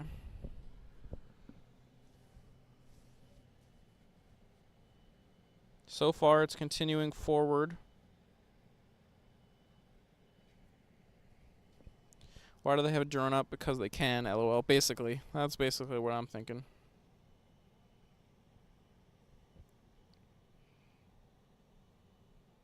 S25 is moving at a pretty good clip. Joshua says, why would it go to the build site? That's a great question. I guess we don't really know what's next for S25, so we don't really know why it would go to the build site, or we don't really know why it would come here either, but it just makes sense that it's coming here based on the activities they've been doing. I'm feeling pretty confident that S25 is past the entrance to the build site now, and it's going at a pretty good clip, so I think we're in the clear, folks. I think we're in the clear. Although, hold up. Let's make sure. Yeah, I think we're good. I think we're good. I think we're good. I think S25 is on its way. I think we chose right. Oh, man. Imagine that, just being out here for a few hours and then just completely missing the rollout. I'm happy.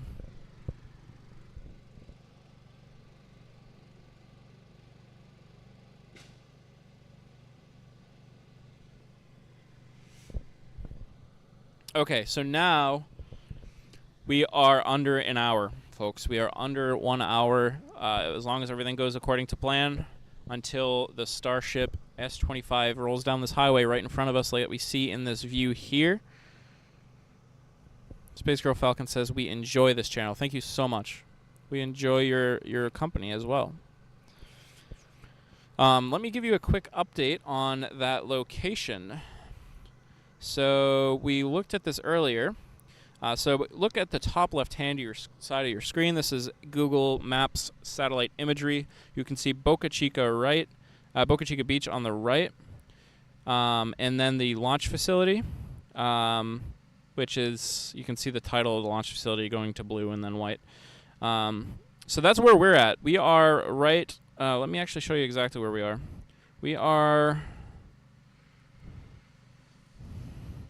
We're basically where these cars are here right now. Like that red pickup truck is like a good idea of where we're at. So Ship 25 has made it all the way down to the build facility, which is right here, about 2 miles on the road.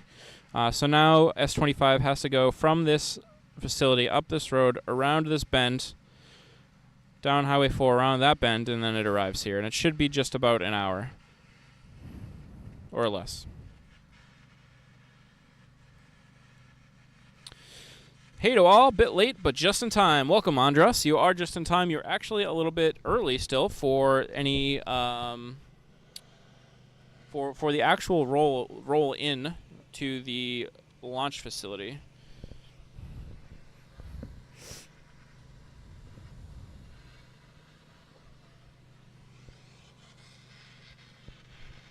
Let me adjust this. Oh, and Stephanie says PR shots, public relations shots, and for why the drone is up. Makes sense.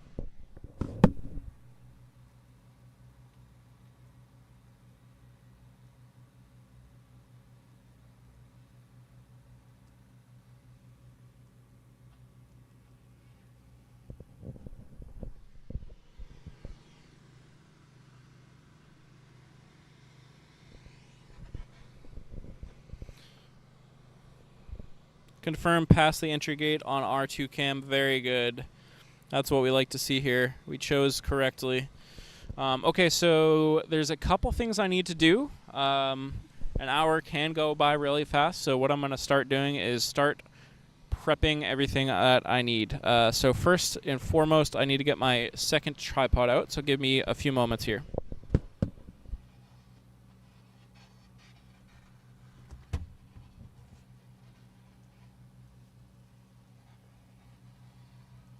What's up?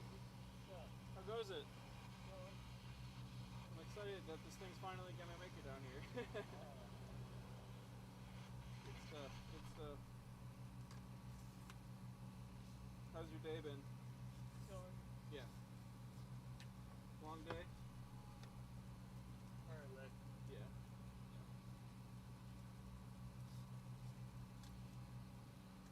Start getting my little tripods ready for the arrival.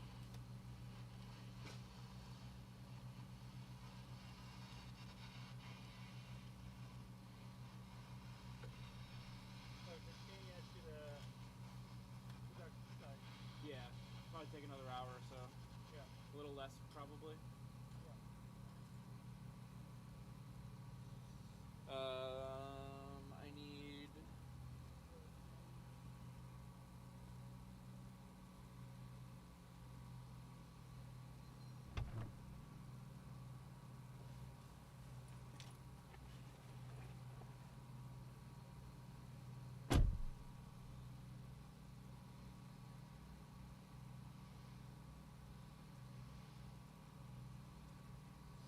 charge this thing up.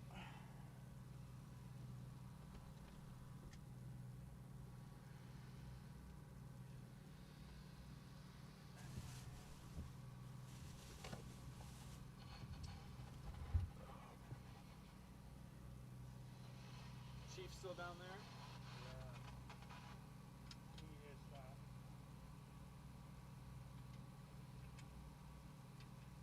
Very cool. Have you seen a rollout yet? Nice, nice. Very good. Cool. They're I like them. They're better during the day, but they're good.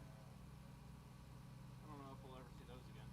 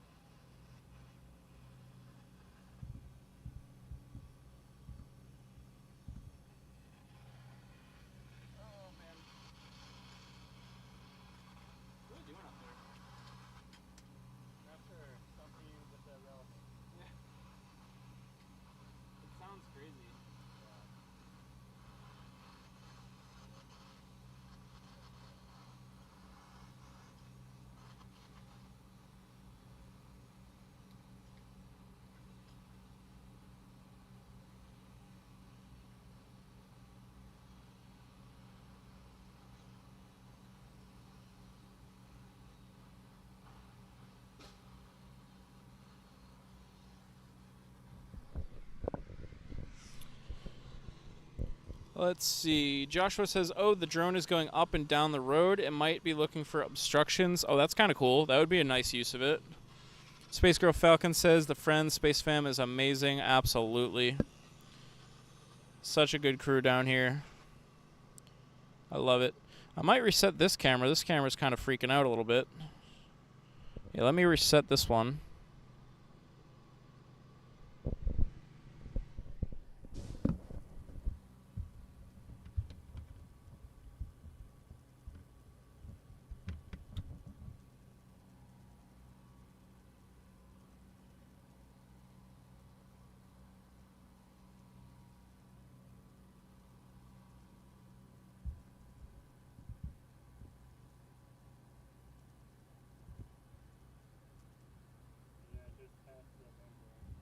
Which one? Oh, cool. Huh. PTZ camera's being a little bit funky tonight.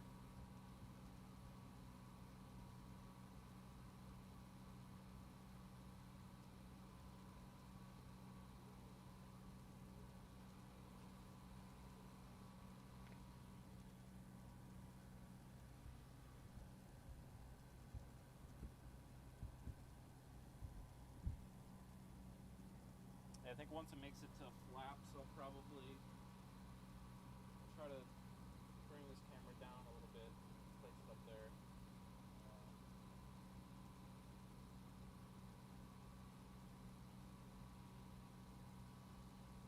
That'll be good.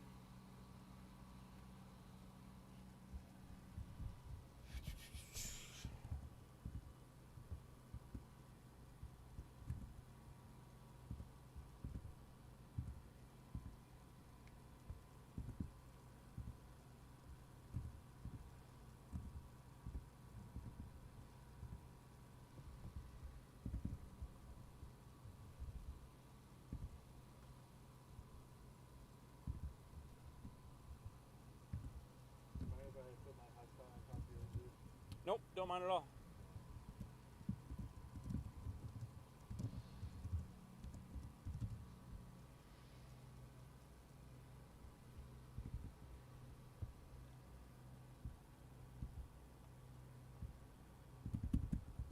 What is my camera doing?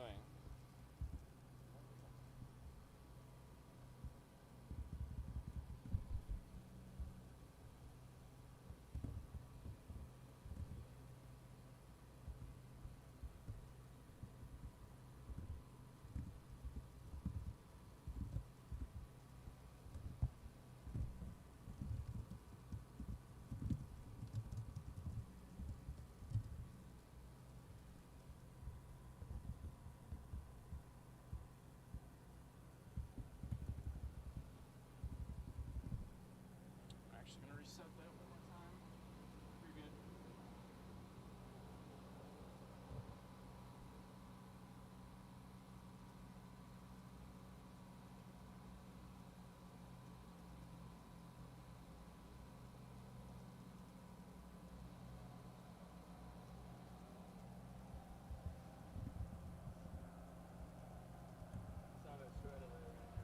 Okay.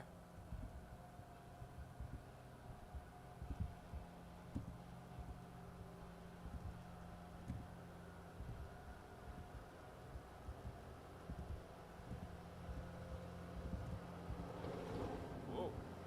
Jeez.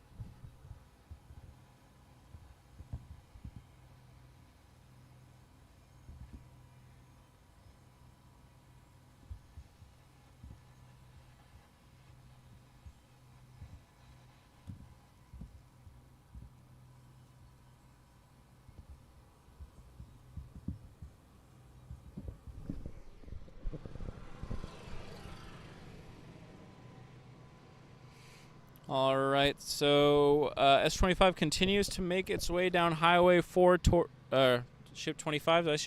Ship 25 making its way down Highway 4 towards the launch site down here. Still a little bit of time before we see it turn around this bend. I just got my PTZ camera. Oh, it just flashed again. I don't know what's going on with the PTZ camera. Hopefully it's not going to be a problem for us tonight. But regardless, we have a second camera and a backup camera, so we're going to have good views of this regardless. But in a little bit, I'm going to bring the second camera over to an even better viewing location, and we'll go from there. But this should be happening pretty, I don't even want to say pretty soon, but definitely under an hour at this point, hopefully around 45 minutes or so. So continue to enjoy these views of both Highway 4 and of the OLM. The activity has picked way back up on the OLM again. A lot of grinding, a lot of welding, and it is looking good. So if you stuck with us this long for the rollout tonight, another 40 minutes, 40, should hopefully get us where we need to be until we start seeing this turn that corner.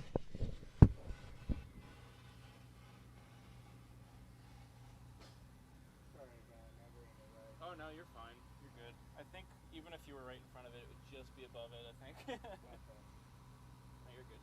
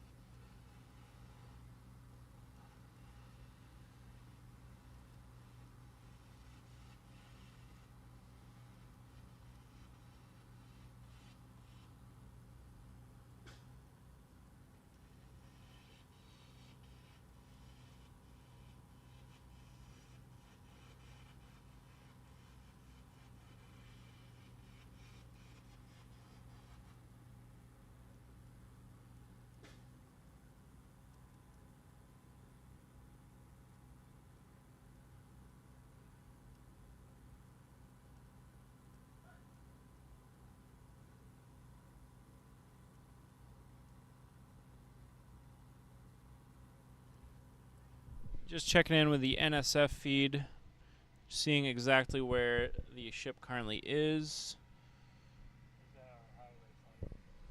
What was it? Gotcha. Cool. I think I'm gonna probably go set up my other camera, folks. So give me a few minutes. Let's get this unplugged.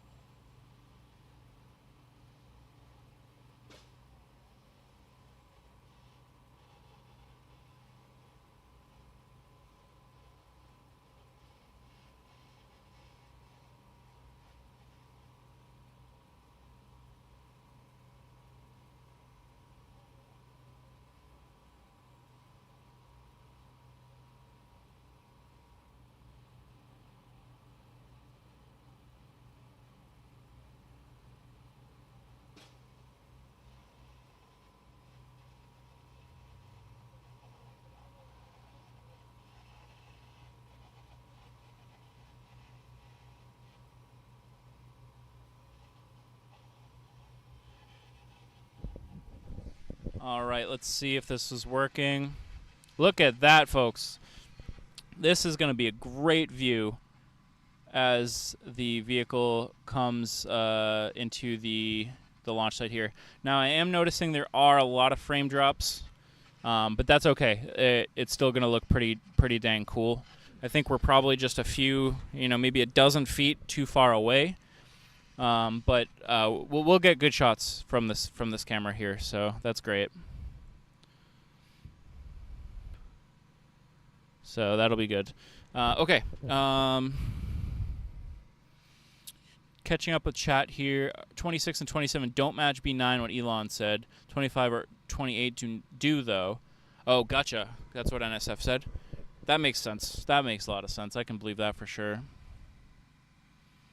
It looks like I might need to level this second camera over there. And I'm going to set up my other... So as you can see, we will get pretty low frame rate. But this is going to be driving pretty slow. I think it's going to look just fine. We'll see how this camera holds up with all the police lights, though.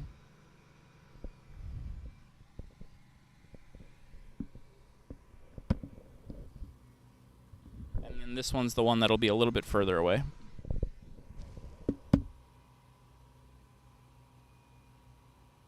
S25 and S28 are fitting to what Elon said is what? Gotcha. Will says, how's the weather? It's actually pretty nice. There's a little bit of a breeze. The breeze feels good. It is humid, though. It is humid, but it's good. No, it's good.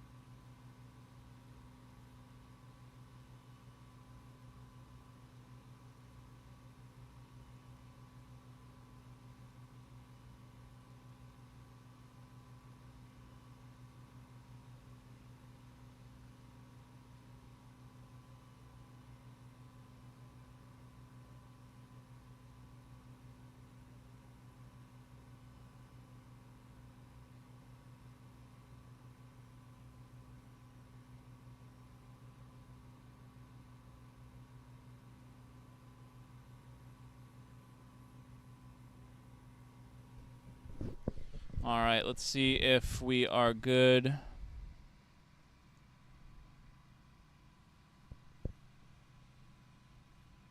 I don't know actually if we're getting...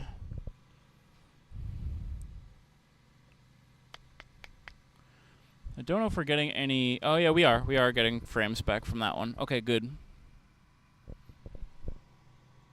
Okay, so anybody that is just joining, my name is Andrew, and this is Rocket Future. We've been hanging out here at Starbase, where SpaceX is building and testing the largest, most powerful rocket ever. Of course, tonight we just have been watching them kind of work on the orbital launch mount after some damage after the first launch, which was just under a month ago. But now the real excitement is happening. Starship S-25 is arriving at the launch facility here shortly. So this should be really cool to watch. We're going to see a giant rocket roll down this highway right in front of us and turn into the launch site just on the left-hand side of the screen there. So thank you, everybody who's tuned in so far. If anybody has this in on the background, you know that moment where I say that now is the time to tune in because the excitement's about to start. We're getting close. We're still a few minutes away, so you might have a few minutes to go grab a drink or use the restroom or get another 5-minute nap in. But we should be starting to see the ship here in the next 15 minutes at the most. It might be quicker than that, but we're getting close. So thanks everybody who's hung out with us here so far tonight. Should be some great views of Starship S-25 arriving at the Starbase Launch Complex.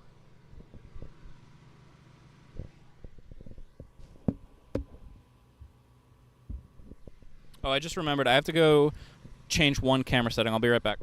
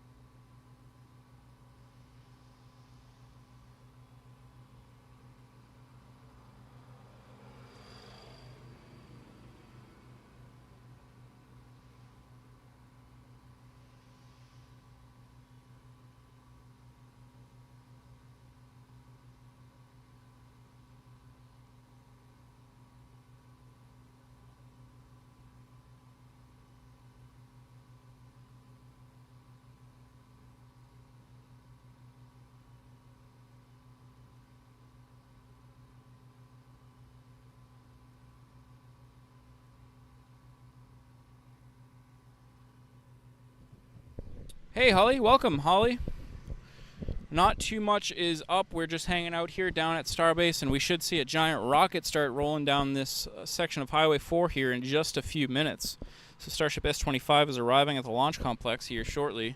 We're going to have a couple different camera angles, which is going to be really cool. This one is going to look really neat when the SPMT arrives. I think we're probably going to expose this one just about right. And then this one's going to look probably like a mess with all the police lights, but we'll do our best. Good to see you here, Holly. Thank you for stopping in.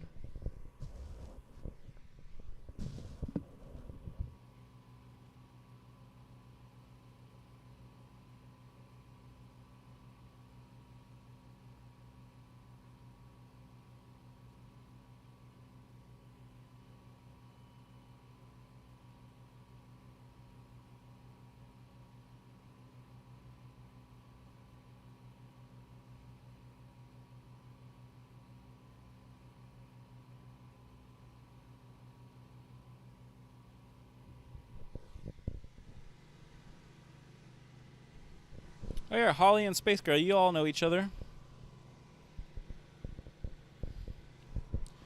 Now, my phone that I was using to watch the NSF feeds is getting a time lapse now. So if anybody has an update for where exactly Ship 25 is, please let me know.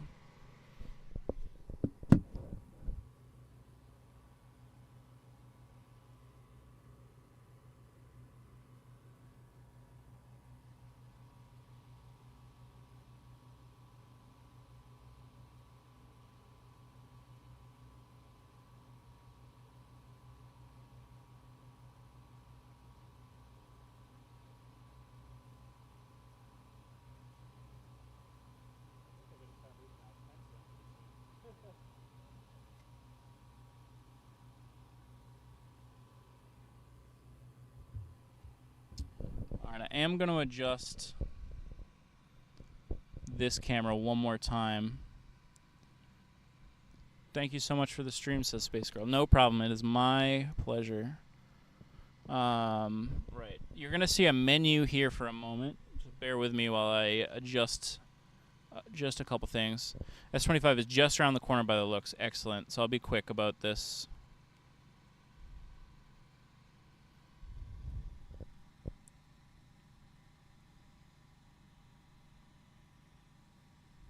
Still rolling, guessing about 10 minutes out, says Joshua. Perfect.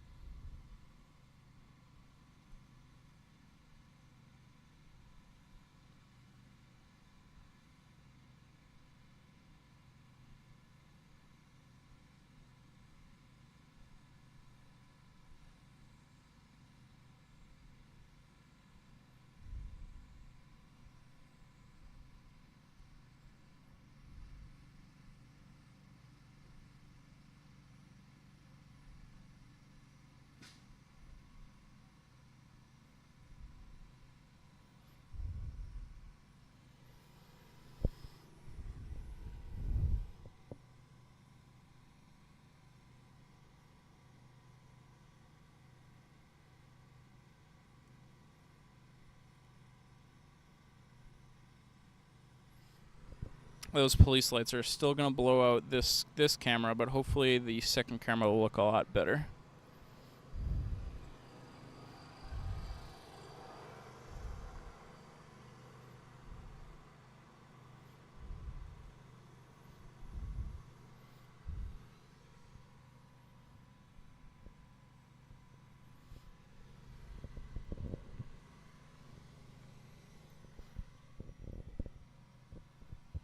Now, this second camera may not have updated recently, so I might go check that one out. Yeah, let me go check on camera number 2. I will be right back.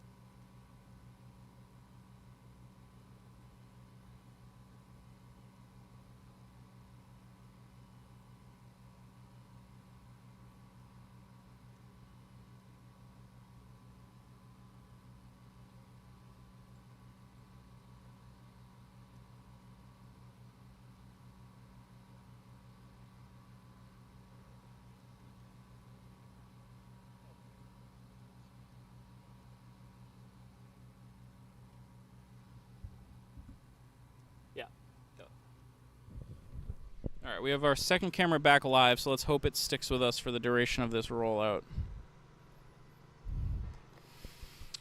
John says you should be able to see S-25 over the suborbital tank farm when it arrives. Yeah, absolutely. Sometimes it's hard to see in the night, but generally speaking, you do get that cool sight. I'm not seeing it quite yet, although maybe I am seeing it.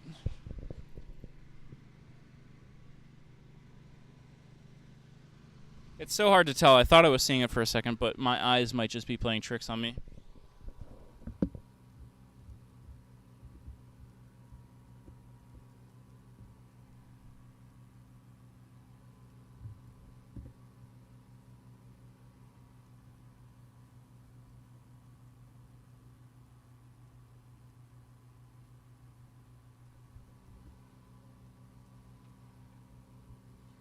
All right, the first police car is here. This is a great sign. It should be right behind that car pretty much. And that second camera, though, hasn't updated yet. Oh, there it goes. Okay, good. So that one's just going to come in and out. That's fine. We'll accept that for today, and hopefully we'll get some good shots from it, and next time we'll try to improve on that one.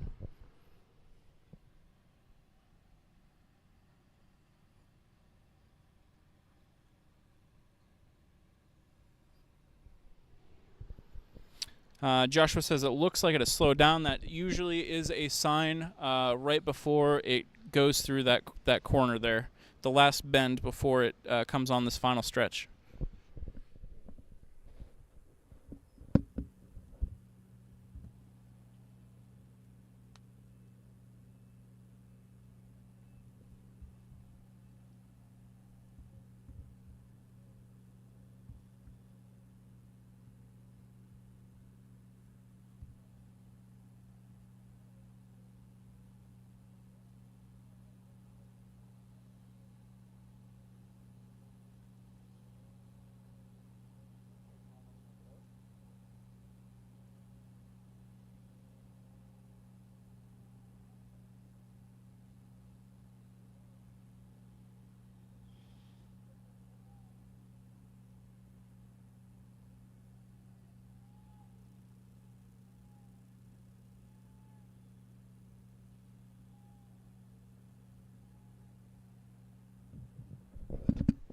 Okay, so this isn't the sheriff that's usually literally right in front of it. It looks like this one was clearing in front of it, so it's still back there somewhere.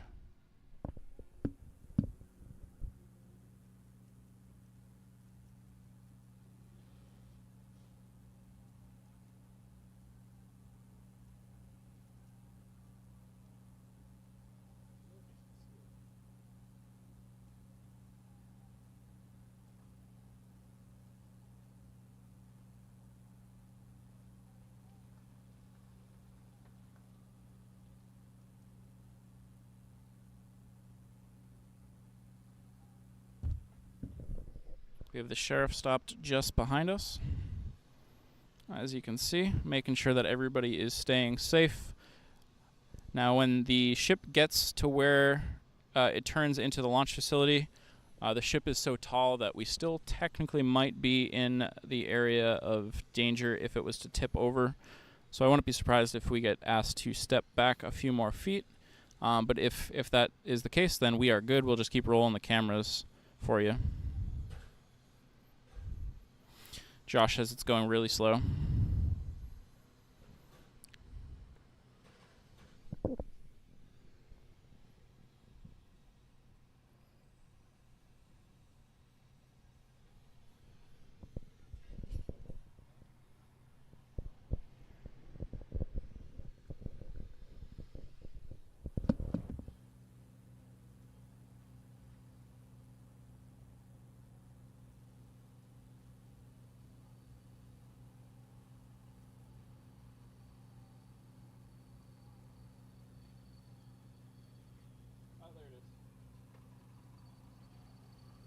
All right, we can see it, folks, right behind the suborbital tank farm. We are lucky because it has its silver side facing us, so we should get a pretty good view as this rolls into the facility here.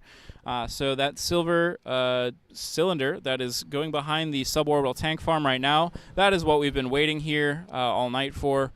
This is going to continue passing behind those suborbital tanks and, well, the tanks that make up the suborbital tank farm.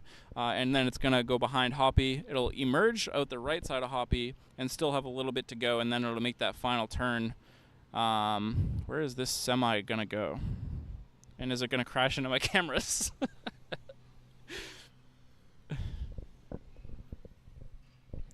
Let's see how close he is on my other camera. We have to wait for this camera to update. Hopefully it will.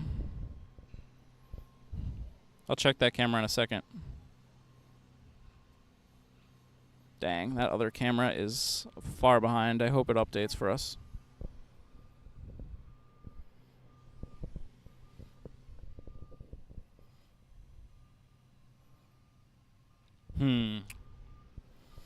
Fingers crossed that this... Oh, there we go. Camera's back. Good.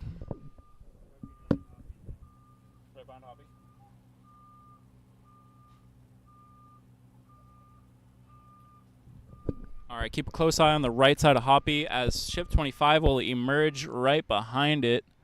You can see it behind the legs, actually. Can you? Maybe not. That's just some reflections.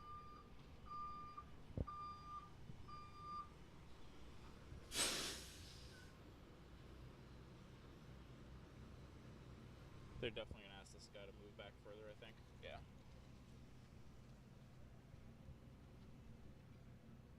All right, it is emerging out the right side of Starhopper, as you can now see. Welcome, Starship S-25, to the Starbase launch facility yet again.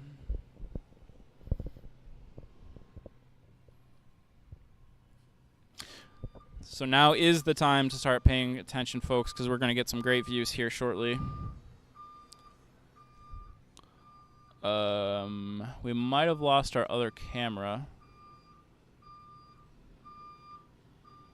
Yeah, dang, I think we lost our other camera. Let me see if I can reconnect to it.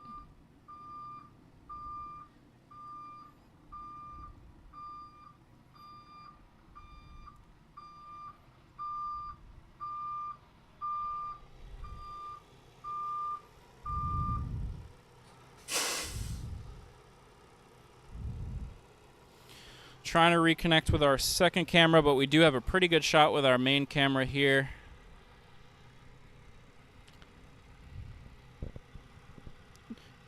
Okay, so worst case scenario, folks, if we don't regain connection to our second camera, it is filming, it is recording, so we should get that, we'll get that media up on our Twitter and our YouTube regardless, but hopefully I can get it back.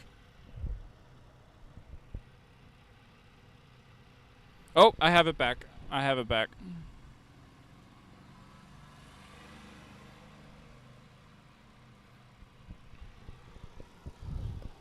Again, this camera is going to look the best when the ship is right up next to it. Josh says you had one job, other camera. One. I know, right? Oh, S-25 is looking quite majestic right now. Yazada is here in the chat. Thank you for being a member here, Yazada. Welcome. Yazada says, hi, everybody. Here it comes. Space Girl Falcon says, I am amazed.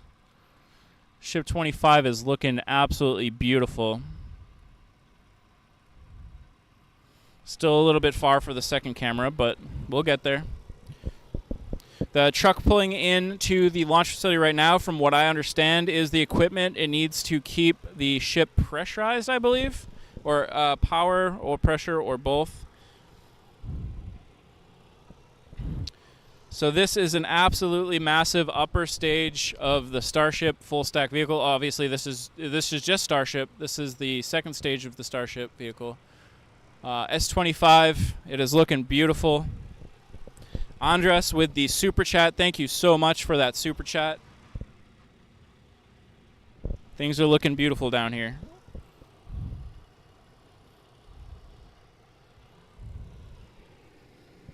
We're going to keep checking in on that second camera as it gets closer. And I think when the SPMT is real close, it's going to be a really nice shot, I hope. Again, so as we are seeing, this is Ship 25 rolling down Highway 4. How is it rolling down Highway 24? Well, it is on a vehicle called an SPMT, or a self-propelled modular transporter. You can think of it as like a long flatbed with dozens of wheels, each of which turn independently. Really cool stuff, and it allows for some really tight turns. So it's going to be able to make this turn right into the launch complex here when it arrives. Looks like the flaps of S25 are still extended on the top. The bottom look like they're probably folded in. Hard to tell, but yeah, I think so. There's the pressurization thing. Gotcha.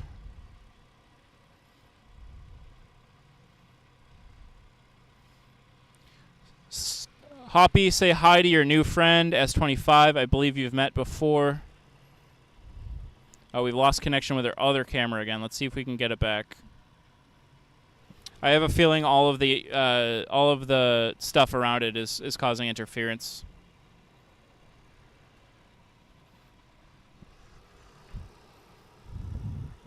We're going to keep working on that second camera angle, but regardless, we have a pretty decent shot on this one, so I'm happy.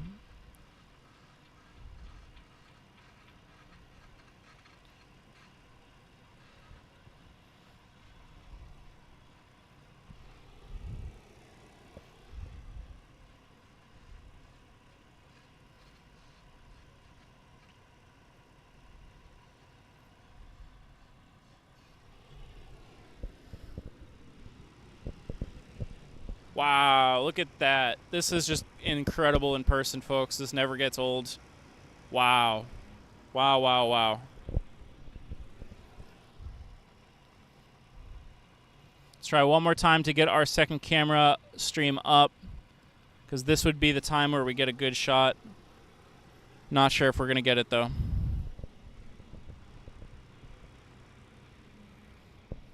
These things are also always so much bigger looking when they're rolling down the highway. Beautiful. All right, I really want that camera to come up. Let's go, second camera. You can do it. I just need one frame.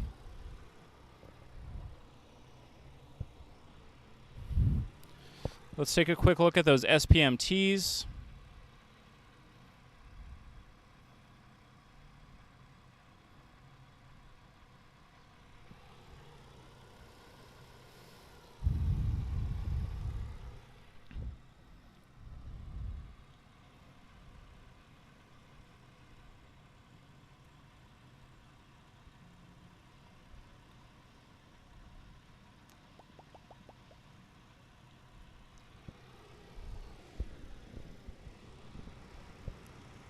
The drone is right above our heads now.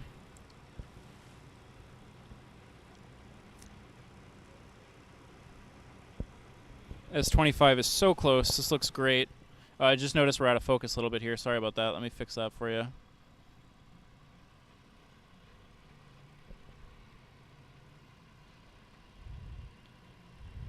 Yeah, can you hear the drone over the mic?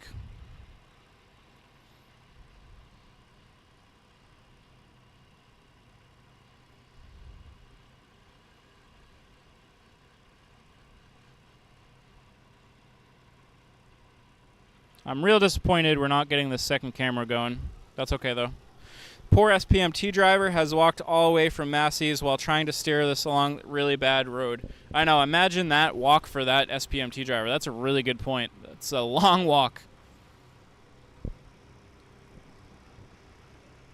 Ship 25 is looking so good. I noticed that we were still having a little problem with focus because all these lights. So I'm working on that for you.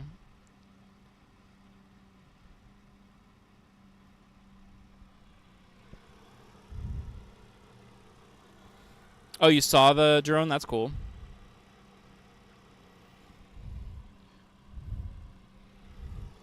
Still trying to get that second feed up in the background. Now this is a little bit aggravating about the focus. I wish I could set this to completely manual focus right now.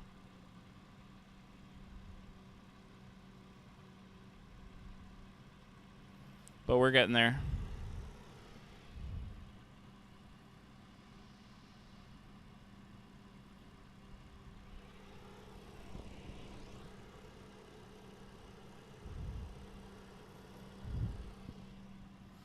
This the reason why we have this the second camera is because eventually we want to phase this one out. It's just too much of a pain, but it's given us the shot tonight, so I'm happy, even though if it's kind of coming out of focus occasionally. Let me try one more time on the second camera.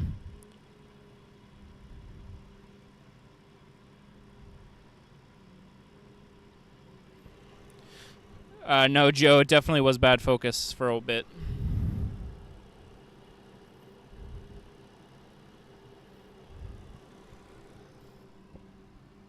Look at the heat shield tiles on the back of ship 25. It's trying to focus on the pole to the right. Oh, that's actually the pole it's mounted to. Makes sense, yeah. I should actually be able to solve for that just by panning a little bit further this way.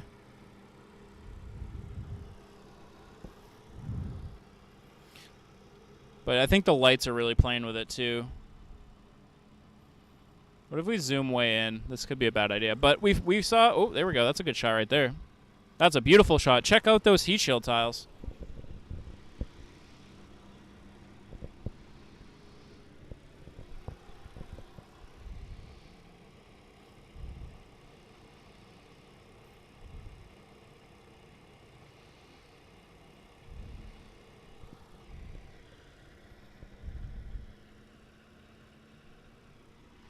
Now watch, I bet our second stream is going to come back up. Our second camera is going to come back up after this thing's off the road completely.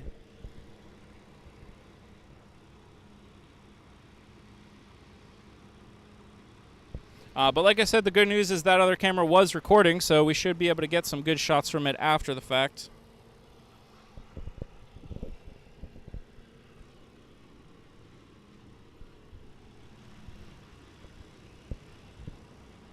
I'm going to go retrieve that camera here in a few more minutes after it gets further into the complex here. Joe says, I have one of those heat shield tiles on my desk. Nice souvenir from one of the earlier tests. Very cool, very cool. They're pretty nifty. They're pretty nifty.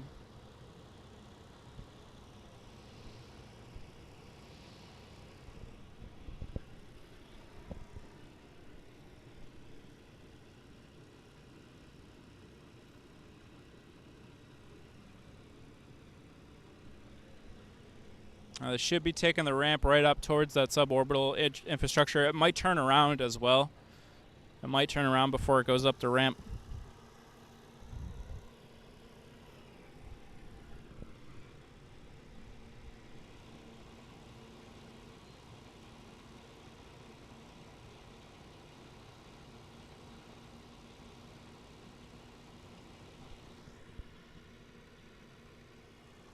You know how huge it is, but every time you see it, you're like a 3-year-old when you see it. Wow, it's so big. Oh my goodness, same here, and it's just so much different in person too. I love it.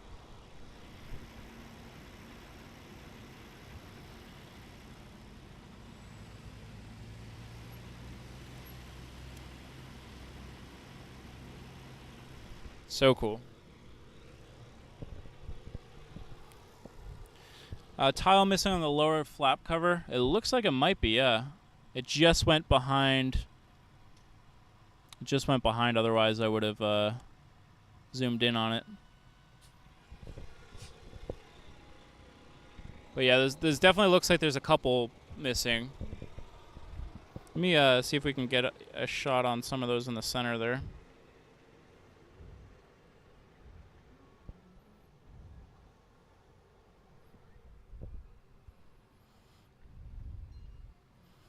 Enhance.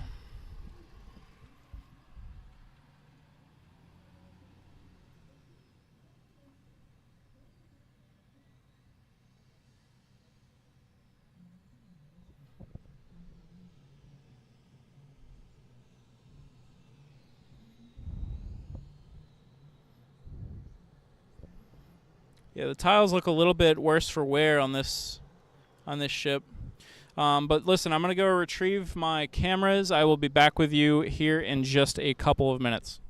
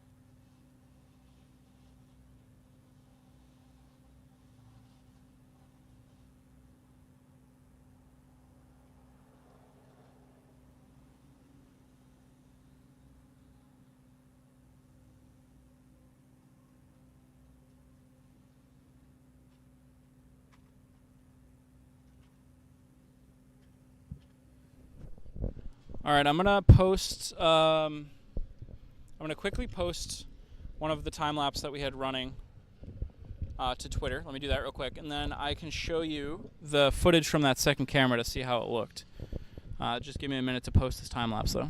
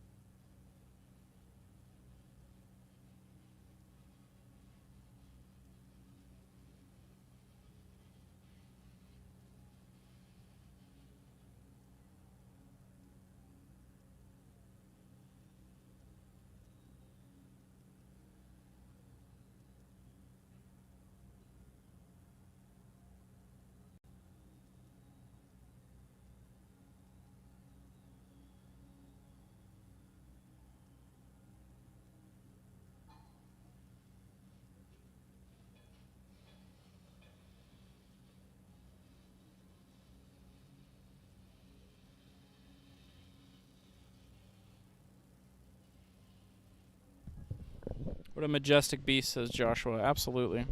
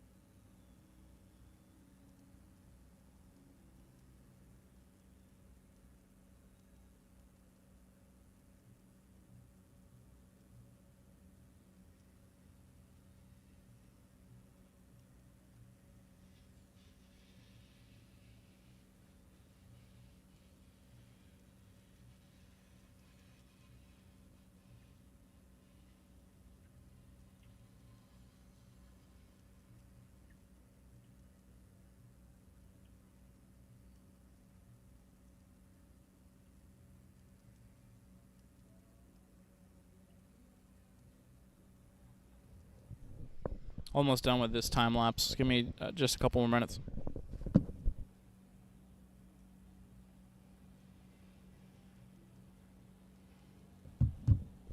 All right, that's exporting. Now let me get this other. me get this other footage off this camera so you can see what that one looked like. I'm very curious to see how this looked.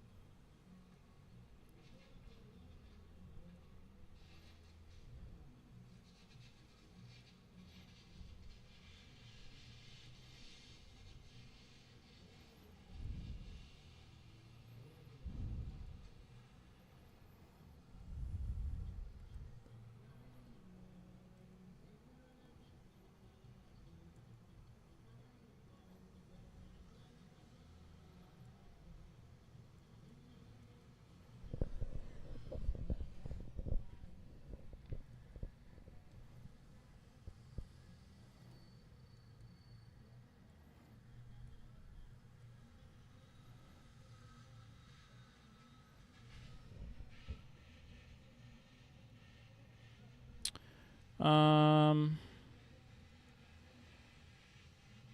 518. This would be the file.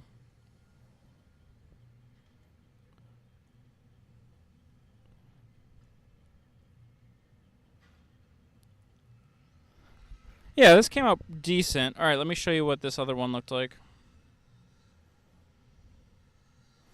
So this is the replay from the second camera that we didn't have live.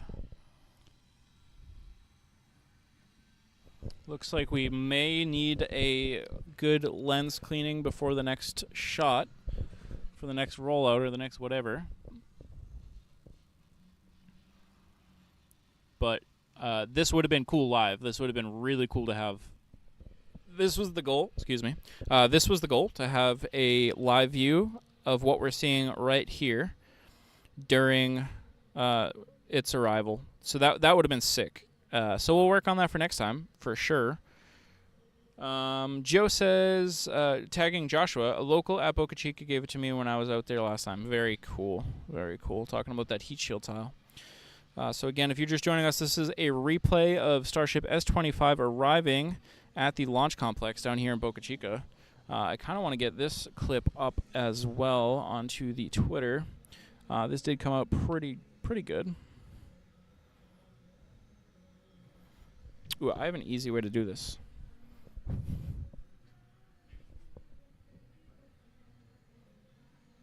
But yeah, that would have been cool. That would have been cool.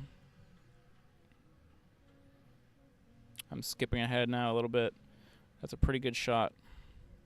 So next time we'll have that live for you, hopefully.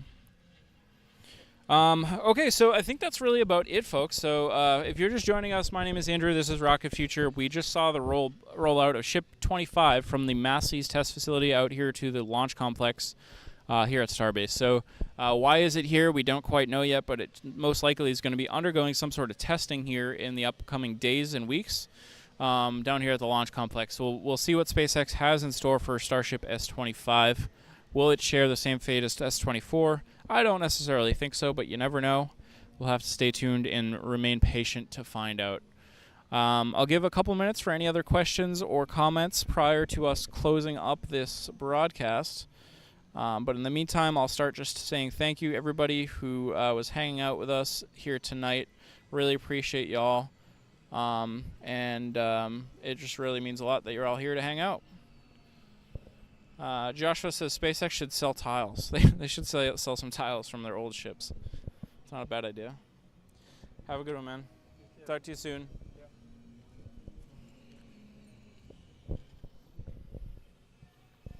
So 2:01 now. We're going to wrap up at 2:05, so you got 4 minutes for any final questions or anything. Let me get this tweet out.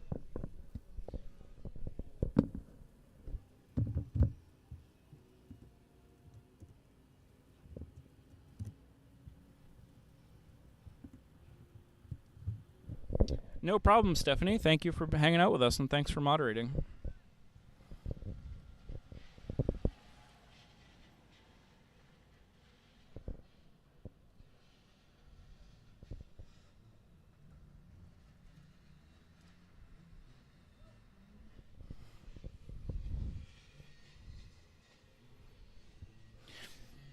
I'm gonna replay that replay back one more time in a second here, and I'm gonna record it on OBS, and then I'll post that.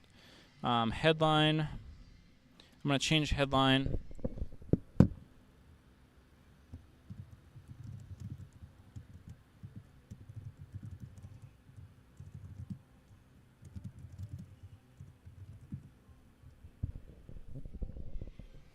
No problem, Joshua. Thanks for being here as well. All right, so I'm not going to talk for a few minutes here, actually, while I replay this replay, because I'm going to record it so I have all the views and everything. Testing. Okay, so here's a replay of Starship S-25 arriving at the launch facility tonight. Oh, I don't actually have it open. Let's try that again.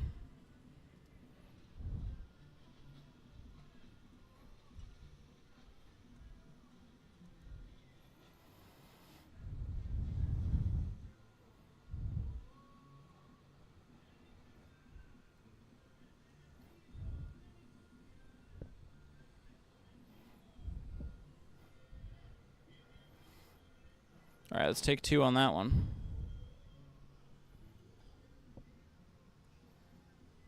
Here's the replay of Starship S-25 arriving at the Starbase launch facility tonight on May 18th, 2023.